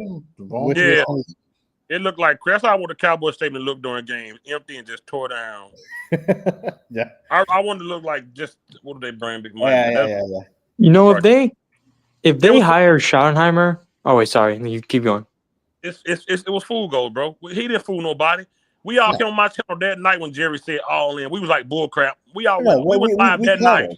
We immediately said it's bull crap. Literally, as soon as he said it. Yeah. We knew it. We said, there he go. There go to marketing. And you know what? Everybody else ate it up. All stank foots, all Marky Mark, they all ate it up. Jerry fed up. He finally finna do something, guys. He about to I remember thinking, like, he's said this for as long as I've been alive. Savage, what happened? Yeah. You ever see his videos where he plays in a band? They terrible. They are terrible. Worst band I've ever seen in my life. Worst band I ever seen in my life, bro. Wait, I didn't know he was in a band. What's his band name? Exactly. It's a stupid name, too. Don't even bother. It's a stupid name. Now I'm curious now. The lead singer, Leonard Skinner, turned over in his grave the baddest his singer play that guitar. It's terrible. Yeah, he plays the bomb. It's it's disgusting. It's a terrible band. It should be called Stank. But it's a stupid name. He's trying to play the music in the middle of his videos just to let us hear it, bro. It's something like my kid to play. Like, you know, when little kids beating on drums. That's how it sound. That's how it sound. I'm dead serious. Who are y'all talking about? Yeah. Seriously. And also, man, like the moment he said all in, Steven cleared it up a week later because a week later, this motherfucker comes out and says, our definition of all in isn't your definition. Do you remember when Jerry showed the draft board in the first round a couple of years ago? He put it down. Oh, yeah. Oh, when he held up. Yeah, Mike McCarthy was freaking out. Oh, my God. He was like, he was looking at him like, what are you doing? Jerry doesn't know what day of the week it is, man. No. Jerry Jones is like, he's out of it, guys. Yeah. He's always been arrogant, but this season he's made some like stupid wouldn't even call it some of the comments that he's made this Yeah. season. You know, Like, I bet you if they do hire Brian Schottenheimer, I almost can guarantee you that stadium is not going to be as full as it usually is. Because is anything going to get excited for that crap? I'm sure the Law Nation dudes and all this shit will get them hype. No, It's I just think all the think shit that they've given us throughout the years. I wouldn't be people still got surprised hyped. because it's like most of our fans, man, they just eat this up. And like fucking like I could go and coach. No one knows me, and they would get excited. So like it wouldn't make a difference. So like They would get excited if Whitten got hired, and even though he's a high school coach. yeah, no one would give a fuck. So like I people just get excited because like, oh, it's a new season. I got season passes. Look at this. I spent 800 grand on the Cowboy seats all season. It's like people are like that now. So it's I'm a big like I said, I was born into this team, bro. My whole same here. thing, but for me, bro, like I'm literally on the I'm on the edge, and I can't. To be honest with you, it been rubbing me wrong for a long time with them, bro. But to be honest with you, when you had a guy that did what he did for your team and played good, like Marion Barber, and you don't do nothing. That's to try to as low as that bothered me so bad, bro. That bothered me so bad, man. Wait, what did he do with Marion Barber? No, but what he didn't do. It's what he didn't do. He knew Marion Barber was going through stuff, and he didn't. Then no one bothered to help him or even try and do anything. And he died. And inside his apartment. So I mean, it's hard. 140. It was 140 degrees inside. And inside his apartment. Wow, that shows you what kind of a person that guy is. And they didn't care. They didn't care at all. No one. All it is the money. Yeah, no one gave a shit. And when I heard about this, I was like, man.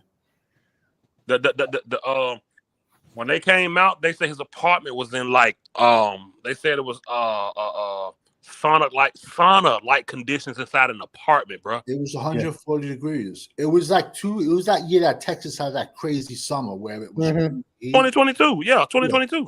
Yeah, 140 degrees inside of an apartment is like he died from a heat stroke inside an apartment, bro. That's ridiculous, man. Fuck.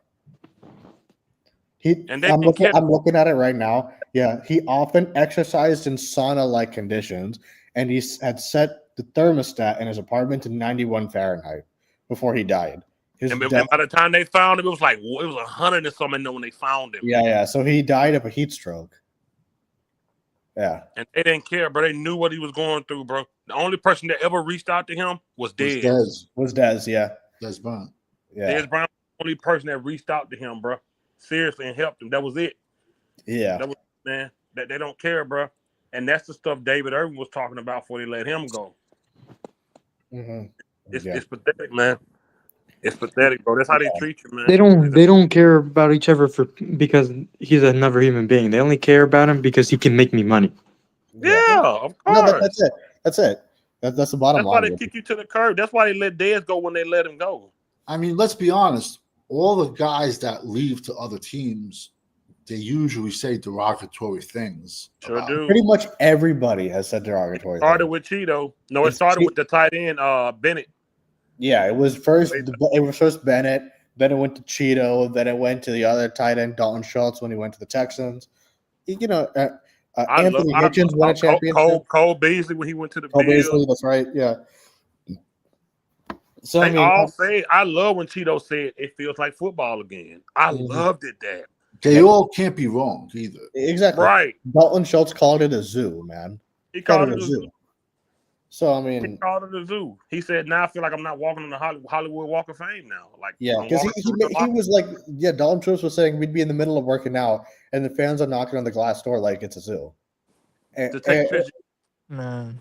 Yeah, and it's like, you know, how do you as players too, like how do you get ready for a game realistically when so many fans are knocking on your door when you're trying to get prepared? It's like, imagine someone showing up to a workplace, like a random workplace, and just flooding you when you're trying to get work done. It's like, what the fuck? Like, how are you gonna get work done? Yeah. The dude lands his plane on helicopter on every. And there's no reason that they should be practicing in Oxnard, man. Oh, that's just funny. Like, I live in LA, and like so Oxnard is like near me. There's no reason a team Yeah. in Dallas should be flying to LA for that. It's, Flying to LA for training camp, bro. that's They're dumb. too weak to play in the Texas sun. It's a joke, man. It's It's a a joke. joke. And that's what That's why in bad weather conditions we lose. Because they weak. They are weak, Yeah. bro. Let's We be do. honest. Dallas is not an early season type of team. They look No. right. first couple Sloppy. games of the year, they always sloppy as hell. They're man. always very sloppy. Yeah, that's I right. say the man took heated benches to the away game so they can keep that butt warm. You're right. And Benches to the also, away, like, man, what?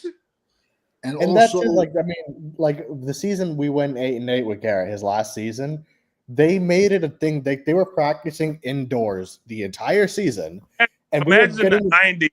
Imagine Yeah. Troy Aikman them telling Jimmy, "Oh man, let's bring the heated benches on the away game." Are you kidding me? Jimmy Johnson would be like, "Yeah, man, kiss my ass, man." But No. we were practicing indoors all season, and we're getting to play Chicago in December.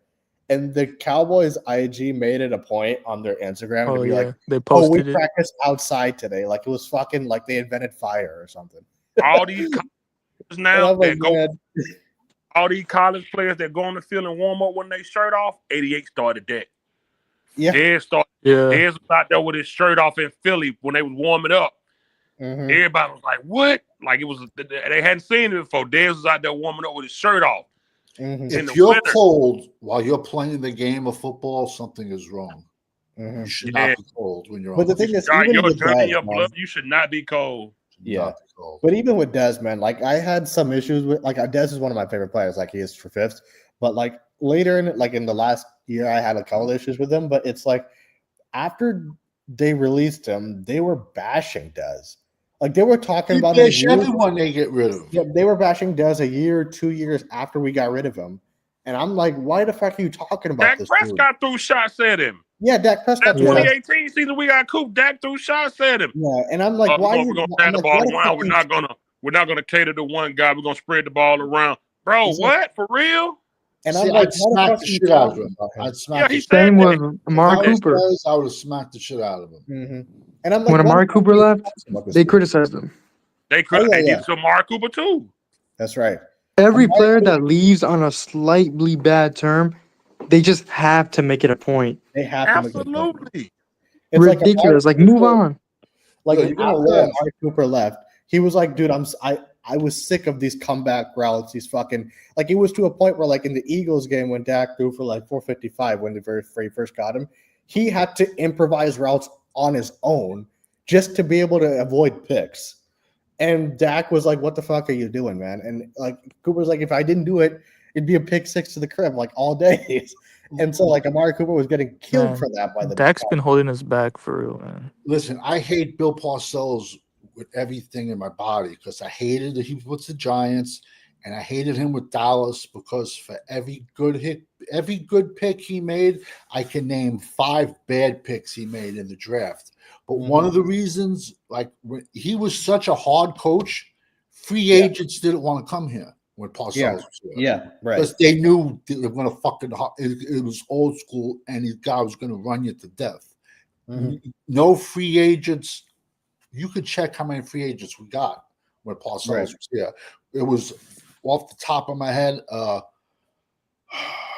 Rivera, the guard from the Packers, who hurt his back squatting, had surgery, and like was never the same. We probably got Leroy Glover, maybe. T.O. Jason Ferguson. Yeah. I mean, but a lot of free agents didn't want to come here because they were like, "Oh, Parcells is going to make us practice too hard." Right. But if you practice hard, the games are easy. The games are easy. It's Right. common sense. It's like, how do you not know this in your? I mean, like I don't know, man. It's just It's like, how do you prepare for a draft when you have no idea? Because whoever we get as coach, we all know they're going to like their certain type of players and but yet we still don't know nothing. well, no matter which coach we get, if it's Schottenheimer or if it's Kellen Moore, the players are going to be running them, not the other way around. There's nobody who's going to fear Kellen Moore or Schottenheimer whatsoever. No. Not one player is going to fear them. So I gotta go, guys. I'll see you later. all right, Appreciate man. All you right, so much, man. brother. See you. Appreciate Yeah, it's just I don't know, man. It's just for me, like this team, it's just a joke to a point where, like, I at this point, I just laugh at it, man. It's like, you know what? Like, I refuse to get mad about grown men who don't give a fuck. Yeah, I mean, I'm at that point where it's just like, you know what? Fuck it. I'll watch because I'm a diehard fan.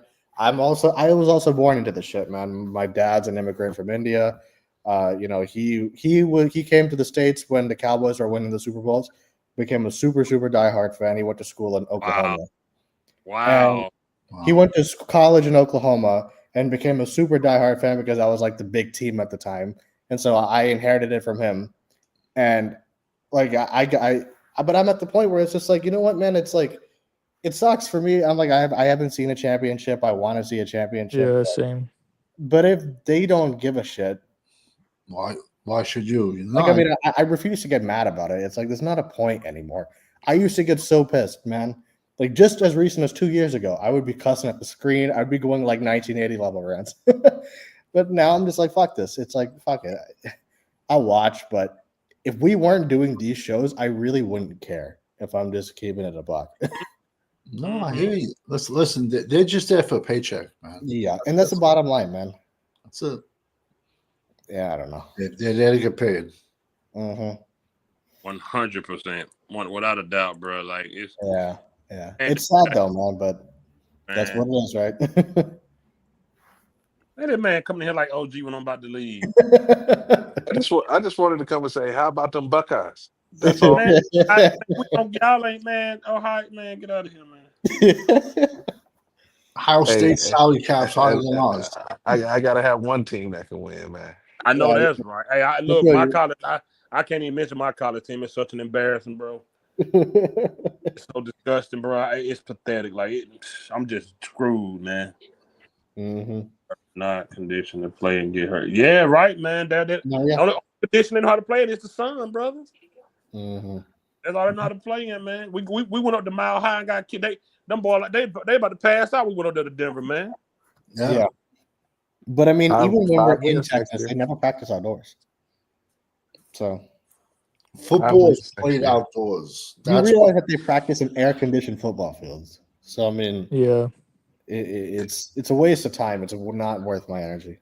It's crazy because football is a very basic sport, man.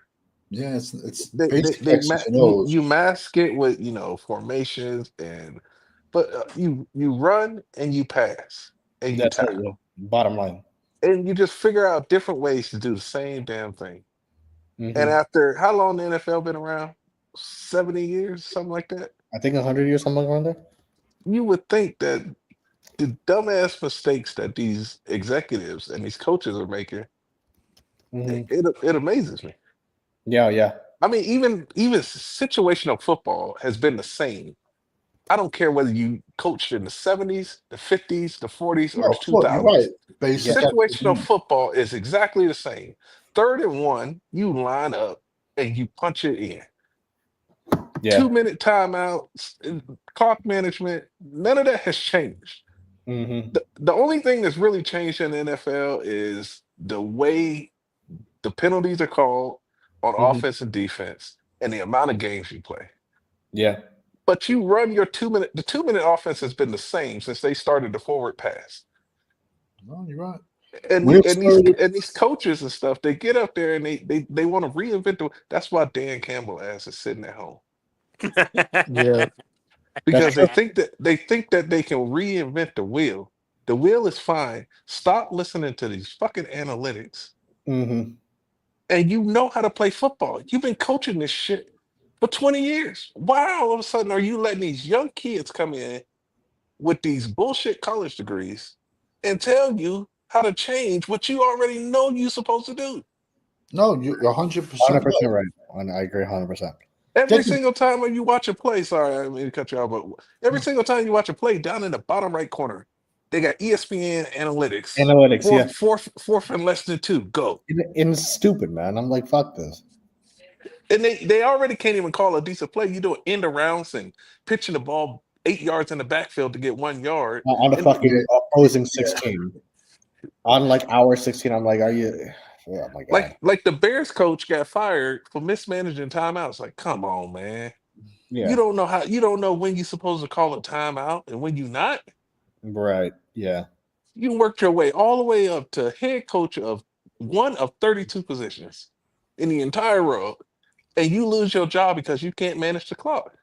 Mm-hmm. Mike McCarthy's been to a Super Bowl, can't manage the clock. Yep. Yeah. It's unbelievable. 100% agreed. But also one last thing, and then I'm gonna slide back out. But Jerry Jones and them don't know who the hell they want to be head coach. I don't. Yeah, they don't. When you interview this many head coaches, you had no plan. Oh yeah. The Patriots knew who they wanted. They got them in there. The Bears went right after Bears and Ben Johnson had a gentleman's agreement before that the Lions lost. The problem is, as long as you're still in the playoffs, you are not allowed to sign a contract with another team because you're technically still under contract. Yeah. Mm-hmm. So Yeah. as soon as the day after they got eliminated, that morning, he was already announced that they were basically putting the final touches on that contract. Right. They had already come to a gentleman's agreement. There's no reason that to interview this many coaches, which means you have no idea the direction you want to take this team. Yeah, there's no reason it should be like this, but yeah. But also, I think the longer we wait, the more higher it's going to be Kellen Moore. I think. I can see it being Kellen Moore, man. I can 100% see it being Kellen Moore. I can 100% also see it being unless already is Kellen Moore. Kellen Moore cannot announce he's the head coach of the Cowboys until the Eagles are eliminated. Yeah. It's probably already Kellen Moore. This is just dog and pony shit. Mm-hmm. Yeah, I can see that. I can see it being Kellen Moore, man, because if you're telling me that Jerry is going to fucking Mike and saying, hey, call Kellen Moore's plays, and just have him here. And Jerry's own fucked up ass, why he'd be like, oh, you know what'd be even better if we get him as a coach in his own fucking. But I just don't see what Kellen Moore has done in the 2 years since he's left Dallas. Nothing. To deserve a head coaching position. AJ Brown had 2 catches last Sunday. He's not even allowed to call his own offense in Philly. That is Philly's offense. Yeah. That tush push shit wasn't in his playbook. Exactly. And look at the amount of, we hate the Eagles, but let's be honest. The talent that they have, we don't have that. Let's just be real. Yeah, their front office plays chess. Our front office plays checkers. Yeah, I mean, the owner, they constantly keep revamping their team. Jerry Jones is too fucking old and senile to be doing what he's doing. I believe as you age, you slow down. Your cognitive abilities slow down. Yeah. He is too fucking old to still be trying to run a multi-billion-dollar organization. I agree. No, you're right.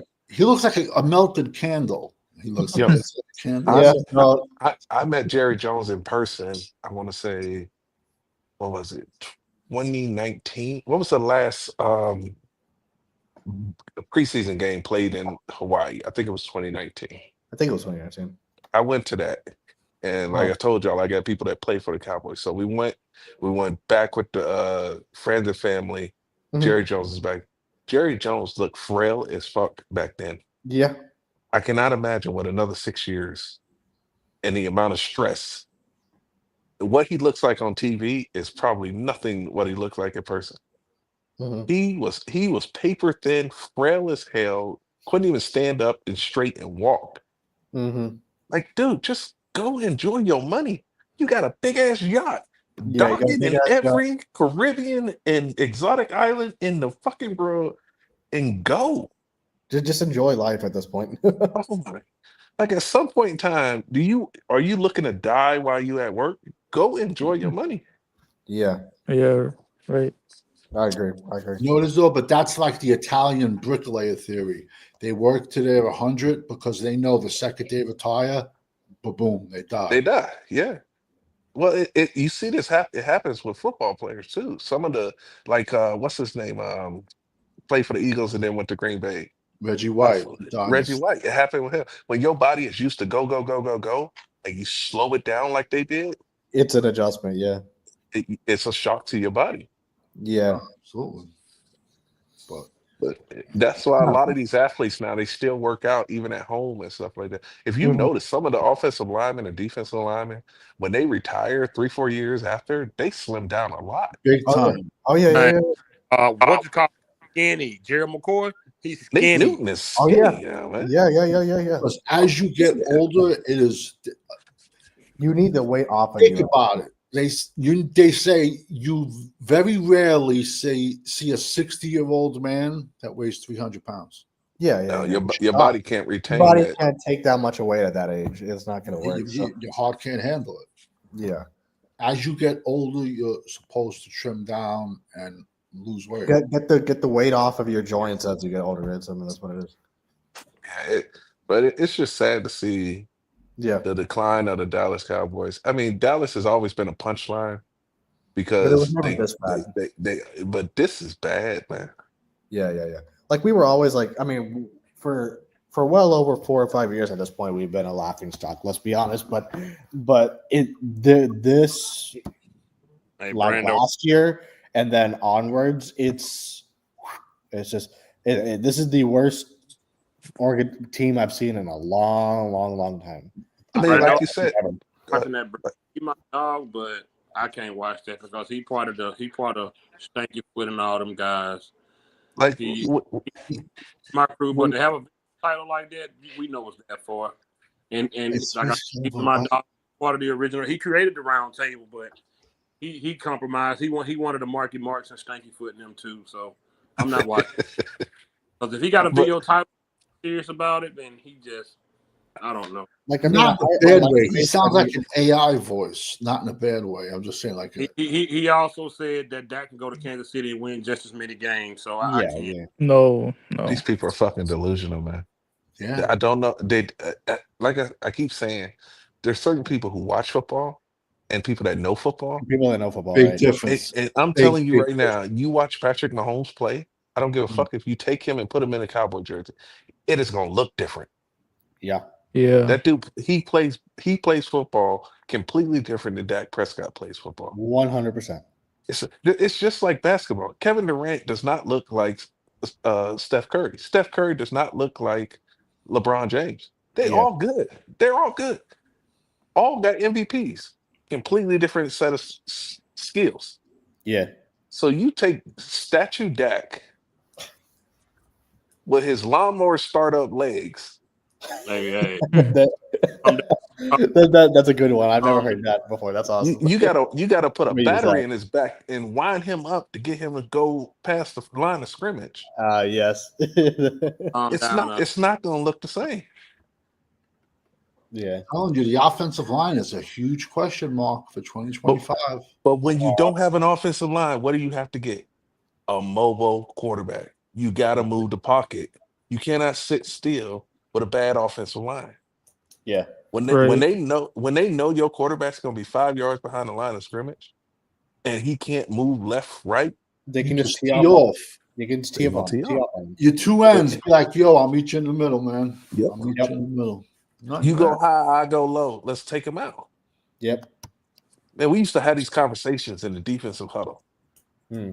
Yo, I'm gonna go low, you go high. Let's go. We up by 3 touchdowns. Yeah. We used to do that on offense to hurt people. Yo, when they It feels like- used to let the tight end, I played tight end and defensive end. When they used to let the tight end go in motion and he used to crack back, used to be able to crack back block between the the tackle. defensive end. Oh my God. Mm-hmm. That's when football was fun. But they outlawed it. They took it out of the game. Yeah, the crack blocks, yeah. Yeah. Because we was messing people up. Oh yeah.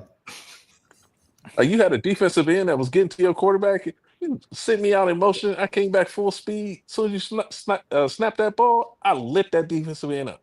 Or if you have a defensive end or a defensive tackle in front of you and they're firing out and they could overpower you, you chop his ass 2 plays in a row. He's gonna he ain't firing out anymore. Yep. Right. You know? Yeah, right. You give him a nice cheap shot in the first quarter, he's gonna be looking over his shoulder the rest of that game. Football Right. is very mental. Also, Oh, people. 100%. It is. 100%. You It's can exert very your will mental. on somebody in the first quarter and take them completely out their game.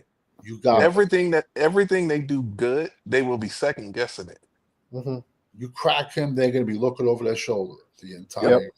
It's the same thing with a middle linebacker. If you got a middle linebacker that's going to lay somebody out on a crossing route, they're going to be a Yeah. little bit timid to come Right. across that middle. They get alligator arms. They get short.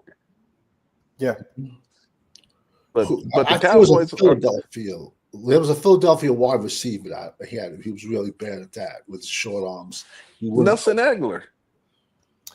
Oh yeah. Nelson Aguilar. He fucking Aguilar would always arm pull his catches. arms in right before he made the catch. He Yeah. was always bracing for the hit. Yeah. But only the Cowboys can make 12-5 feel like 8-8. Honestly, yeah. I was thinking, I was like, man, I felt the same way after 12-5 as I did all the 8-8 playoff runs. 100%. 100%. What do we have? 4 straight years of 8-8. Three straight years. Yeah, We went 3 straight years you you're talking about 8-8 or 12-5? 3 straight for 12. 8-8. We're under 8-8 Garrett. was 4. 8-8 was, I think that was it also 3? I think it might have been also 3. I think Jason Garrett had like 4 or 5 seasons. At 8-8. Yeah, I think. Yeah. No, but if you're talking like total, because he went No, 3 I thought consecutive there was years. like one stretch where we went. Yeah, we 8-8. went. There was one where For we went 3 years, 3 years straight. That's Yeah, when he they won started 3 calling years. 8 Yeah. No, And we it lost. was to always East, 8-8, and it just depended on how bad the rest of the NFC East was, whether or not we got in. Yeah, like because we lost to every team in the division at a point. Well, and we always lost the go home game. Mhm. End of the year, it didn't matter whether we was playing the Giants, The Eagles, or the Redskins. the We would very lose last that game and get kicked out of the playoffs. Mm-hmm. The very last game, yeah. So yeah, we went those 3 straight 8-8s, and then Garrett's last season before he got, before he went away, was 8-8. So that's 4 seasons. Yeah. I'm surprised they're not interviewing him. Yeah. There was a rumor that they had called him. There was a rumor. Is There's it a rumor. really? There's a rumor. Everybody Well, want to man, be linked to I Dallas. wouldn't put anything past Jerry if he gets Jason Garrett back. God bless him. That's all I can say. Hey, It took him like 3 The bad weeks to part get is- rid of him. what if Yeah. they have to hire back Mike McCarthy? Wow. That would be the funniest shit bomb story. What if you can't find anybody what if nobody wants Mike and you Yo, can't I'm find gonna anybody laugh to so take hard. Dallas? Be like Mike. Remember that question? I'm gonna laugh so hard. I think they would throw a bag at Kellen or Schottenheimer just because they wouldn't want to get laughed at so much. Yeah. If they bring back Mike McCarthy, I'm gonna laugh so hard, man. That'll be funny. It's Can gonna you be- imagine that press conference where Yo. both of them got their own plate of crow? That would be so funny. He was always meant to be here.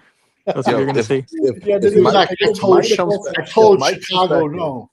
If Oh Mike my comes God. back here, I'm gonna order 100 fake crows and I'm sending them to the Star. Oh my god, I'm gonna order some wings for that one. That would be funny. My heart was not in Chicago. I had to return back. Oh yeah. It was a mistake. We didn't mean to get rid of him. Some shit like that. They would say. Me and Savage called that shit. We said Oh god. it was a bluff. Yeah. That was all the show. That was all the force. Jerry Jones to show his hand. Yeah. I mean, nobody else. It got public that nobody else asked for permission to interview any other coach. Mm-hmm. Yeah. The only one that it got public knowledge was Mike McCarthy. Mm-hmm. Yeah. Other coaches got interviewed. Mm-hmm. Ben Yeah. Johnson got interviewed. All these other coaches got interviewed. None of it was public that they had to ask for permission. Right. I mean, with the thousands and thousands and thousands of colleges out there, you can't tell me we can't find a head coach and an offensive coordinator and a defensive coordinator. You can't tell me that. I don't Yeah. believe it. I don't. He's not putting the effort to, nor does he want to put the effort. That's just what it is. It was proven, man. He doesn't really give a fuck to do it. So, I got a question. We're gonna close it out. Since think Dak Prescott playing full season? No, hell no. No, absolutely not. I guarantee he misses at least 2 games next year. I said it, and I agree with you wholeheartedly. At least 2. Yeah. What about Nate Dogg? Nope. No full season, not 17 games. No way. I'm gonna even call the injury. I'm gonna call the injury. I'm Wait, predicting. which I'm is predicting a shoulder injury. okay. See that? I could What see you it. Let's be What honest. you think, Savage? You playing a full season? Hell no. I say Uh, I say he's going to play like 10 games. And just like Uncensored said, people, you have to realize your body is a very weird the way it is. But when you hurt something, when you injure something, when you have to get something operated on, your body compensates by you trying to do still what you're trying to do, and then you put stress on other areas of your body. So now that his right leg is completely fucking trash, excuse my language, he's gonna have to use more arm and shoulder. Yep. People He's gonna don't be. realize that. It's like He's some gonna of be these starting people. from the upper body. I don't think ever walk. I don't even think a lot of people ever had a friend named Jim, let alone walk into a gym or ever been injured. Your body will compensate, and then something else goes. So yeah, I can see the shoulder injury. And think about this. If he actually has a hamstring off the bone, he's not been able to do any cardio conditioning at all. At all, yeah. Nope. But if it was off the bone, he'd be in a cast. He would be in Brother, a cast. you That's it. preaching to the choir. I know that. That's Yeah. what they He say. never was in a cast. He never was like I think maybe a day or one game I saw him walking with I the never fucking saw him in a cast. like in a If he was in cast, the I never cast, I saw him. never saw it.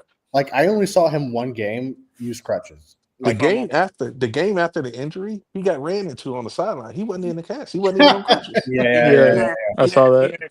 He had crutches that game. He ain't had no He had cast. crutches that game. That was the only When he game I got saw hit him on get. when he got hit on the sideline, he did not have crutches with him. But He was Not with him, but standing on. walking to the game, he had. no. Oh, I'm that's saying when all he show came shit in there, right there. he came in there. He had crutches in that game. Yeah, He that's didn't all have show standing shit. there, Yeah. but he had crutches that game because they showed him walking on them that game. And he was all Yeah, perked out. that's Yeah, and it that's was all that show that's shit. that WWE entrance shit. That's all showmanship. I agree. Yeah, but it is what it is. We've been rocking about 3 hours, so we're gonna get out of here. Yeah, man. Whatever news come up, we'll be back and talk about it. So we'll see. We'll probably have a coach tomorrow. He'll probably announce Schottenheimer tomorrow. Man. Yo, Brando, what the fuck, man? How about those Buckeyes? One more time. A lot of draft picks were playing last night. It's gonna be a whole different team next year. We getting out of here, y'all. Salute to everybody for coming on. Yeah, Rocking with Yeah, of course, man. bro. All right, Fifth. All right, man. Take it easy, guys.